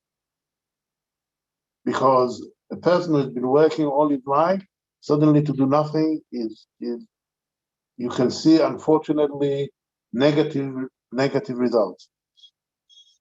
Then he wrote, since I know your son, I hope that you will also do things to do with Hafatzat HaYadut, which actually she did, because she started working for Chevra Kadisha. She used to sew tachrichim, which is, it's an important thing. But anyway, I said what I said, which is the drop of a sea. Like I said before, I could, I hear all the stories and I'm thinking very nice stories, but I was there when things happened in my eyes, and I'll just give you one little thing, in one sikh I had with the Rebbe said to me something. He said, "We Omali, Ba'atid, kach v'kach yikre, ani rotze shta'aseh kach v'kach." In the future, something is going to happen, and I want you to do something. So I asked the Rebbe, "How do you know?" Ech ta yodea? So he smiled and said, "Ma nafka mina ech ani yodea? Just remember what I just told you to do when it happened." And the other thing, I'll finally say something. Because the Rebbe convinced me, I had an argument about something which is a bit of a joke. I don't know if people realize the sense of humor of the Rebbe. When I was in Yechidus, and I used to have Yechidus in the middle of the night, by the way. When people have no Yechidus, 2 o'clock, 1 o'clock in the night, I used to have Yechidus. So he used to tell me things. So he used to start by saying, Ani, de beni u bencha. I'm telling you something that it's not to leave the room. It's between us. And he used to tell me, sometimes it was serious things, sometimes it was interesting. It was like, anecdotes. So one day when he was in a good mood, I said to the Rebbe, I said to him, Rebbe, I think by now you convinced me that you are nearly always right. So he says to me, what do you mean always? Sometimes nearly always right. So I said to him, I think that you got something wrong. But this is a different story because it became a sort of semi-joke. But what I'm saying is, at one point the Rebbe said to me something, and I said to the Rebbe, אמרתי לו, אם הרבי יגיד לי לקפוץ מהגג, אני אקפוץ מהגג. If the Rebbe is going to tell me to jump off the roof, I'll jump off the roof. And the Rebbe looked at me seriously and he said, אם אני אגיד לך אי פעם לעשות משהו שהוא היפך שולחן ערוך, אסור לך לעשות, אסור לך לשמוע בקולי. If I'm going to tell you to do something which is היפך שולחן ערוך, you're not allowed to listen to me. So I looked at him and I said, אל תעמידני בניסיון. Don't put me in a situation that I'll have to decide. So he laughed, and thank God he never put me in a situation that I had to do something hapes with halacha. But it was very important for him to say it. The Rebbe was very makpid on being kalake chamura. And I'll finish it once again. I want you to come out of it to realize that we come to this world, our neshama, we've been here before. Maybe to do one favor to one Jew. And since we don't know who this Jew is, it means that every opportunity that we have, we have to accept it and grab it. And not to argue and not to fight, because it's not worth to cause ogmak nefesh, not even for a mezuzah. Eibishter doesn't like to have mezuzah if this argument caused ogmak nefesh to someone. Because I'm sure the Rebbe didn't talk on his behalf. And I was hoping that by the time I'll have to speak to you about this, we actually will see the Rebbe by B'nai Basar. So I'm waiting for tomorrow to hear the shofar of Mashiach. So you don't have to exercise all these fantastic things I suggested that you should keep. And I know that you have Kohanim there, and I'm a Levi, so I don't really want to happen. You know, the Levim become Kohanim. I don't know. It's going to be confusing. So let's have Mashiach come, and we'll appreciate the fact that we can appreciate the greatness of the Rebbe. The closer I was allowed to get, the more I realized how less I knew what the Rebbe is. And I'll just finish one thing. I remember the Dr. Weiss, when he was describing the Rebbe, he said there are two types of people. There are shadows and mountains. Shadow, from a distance, looks big. But when you get closer, you realize that he's small, but the light is in such a way that he looks big. Other people are mountains. From a distance, they look small, but the closer you get, they are big. And I said, I don't agree with this mashal. So somebody said to me, what's wrong with it? I said, I'll tell you why. A mountain, no matter how tall it is, one day you'll be able to reach the top. It may take a long time, it may be difficult, but you can reach it. The Rebbe, I said, I was in the army, I learned to navigate using the North Star. I said, I see the Rebbe as the North Star. The North Star is the only star in the heaven which is fixed.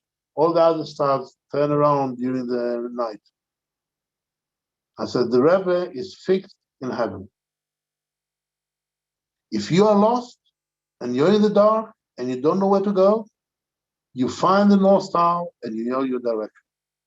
He will not shift. He will not move. But he's so far away, there's no way that any of us will ever get even close. And this I want you to finish about Gimel Tammuz, which was, I still don't understand how the Eibishter allowed this world to exist without but I'll leave it to it. Anyway, I hope that nobody fell asleep. And as I said before, this was more spontaneous after hearing all the story. I'm thinking I had to hear about stories about Australia and New Zealand.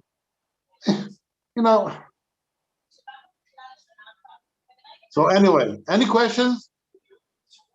To those who are still awake? Thank you very much for joining.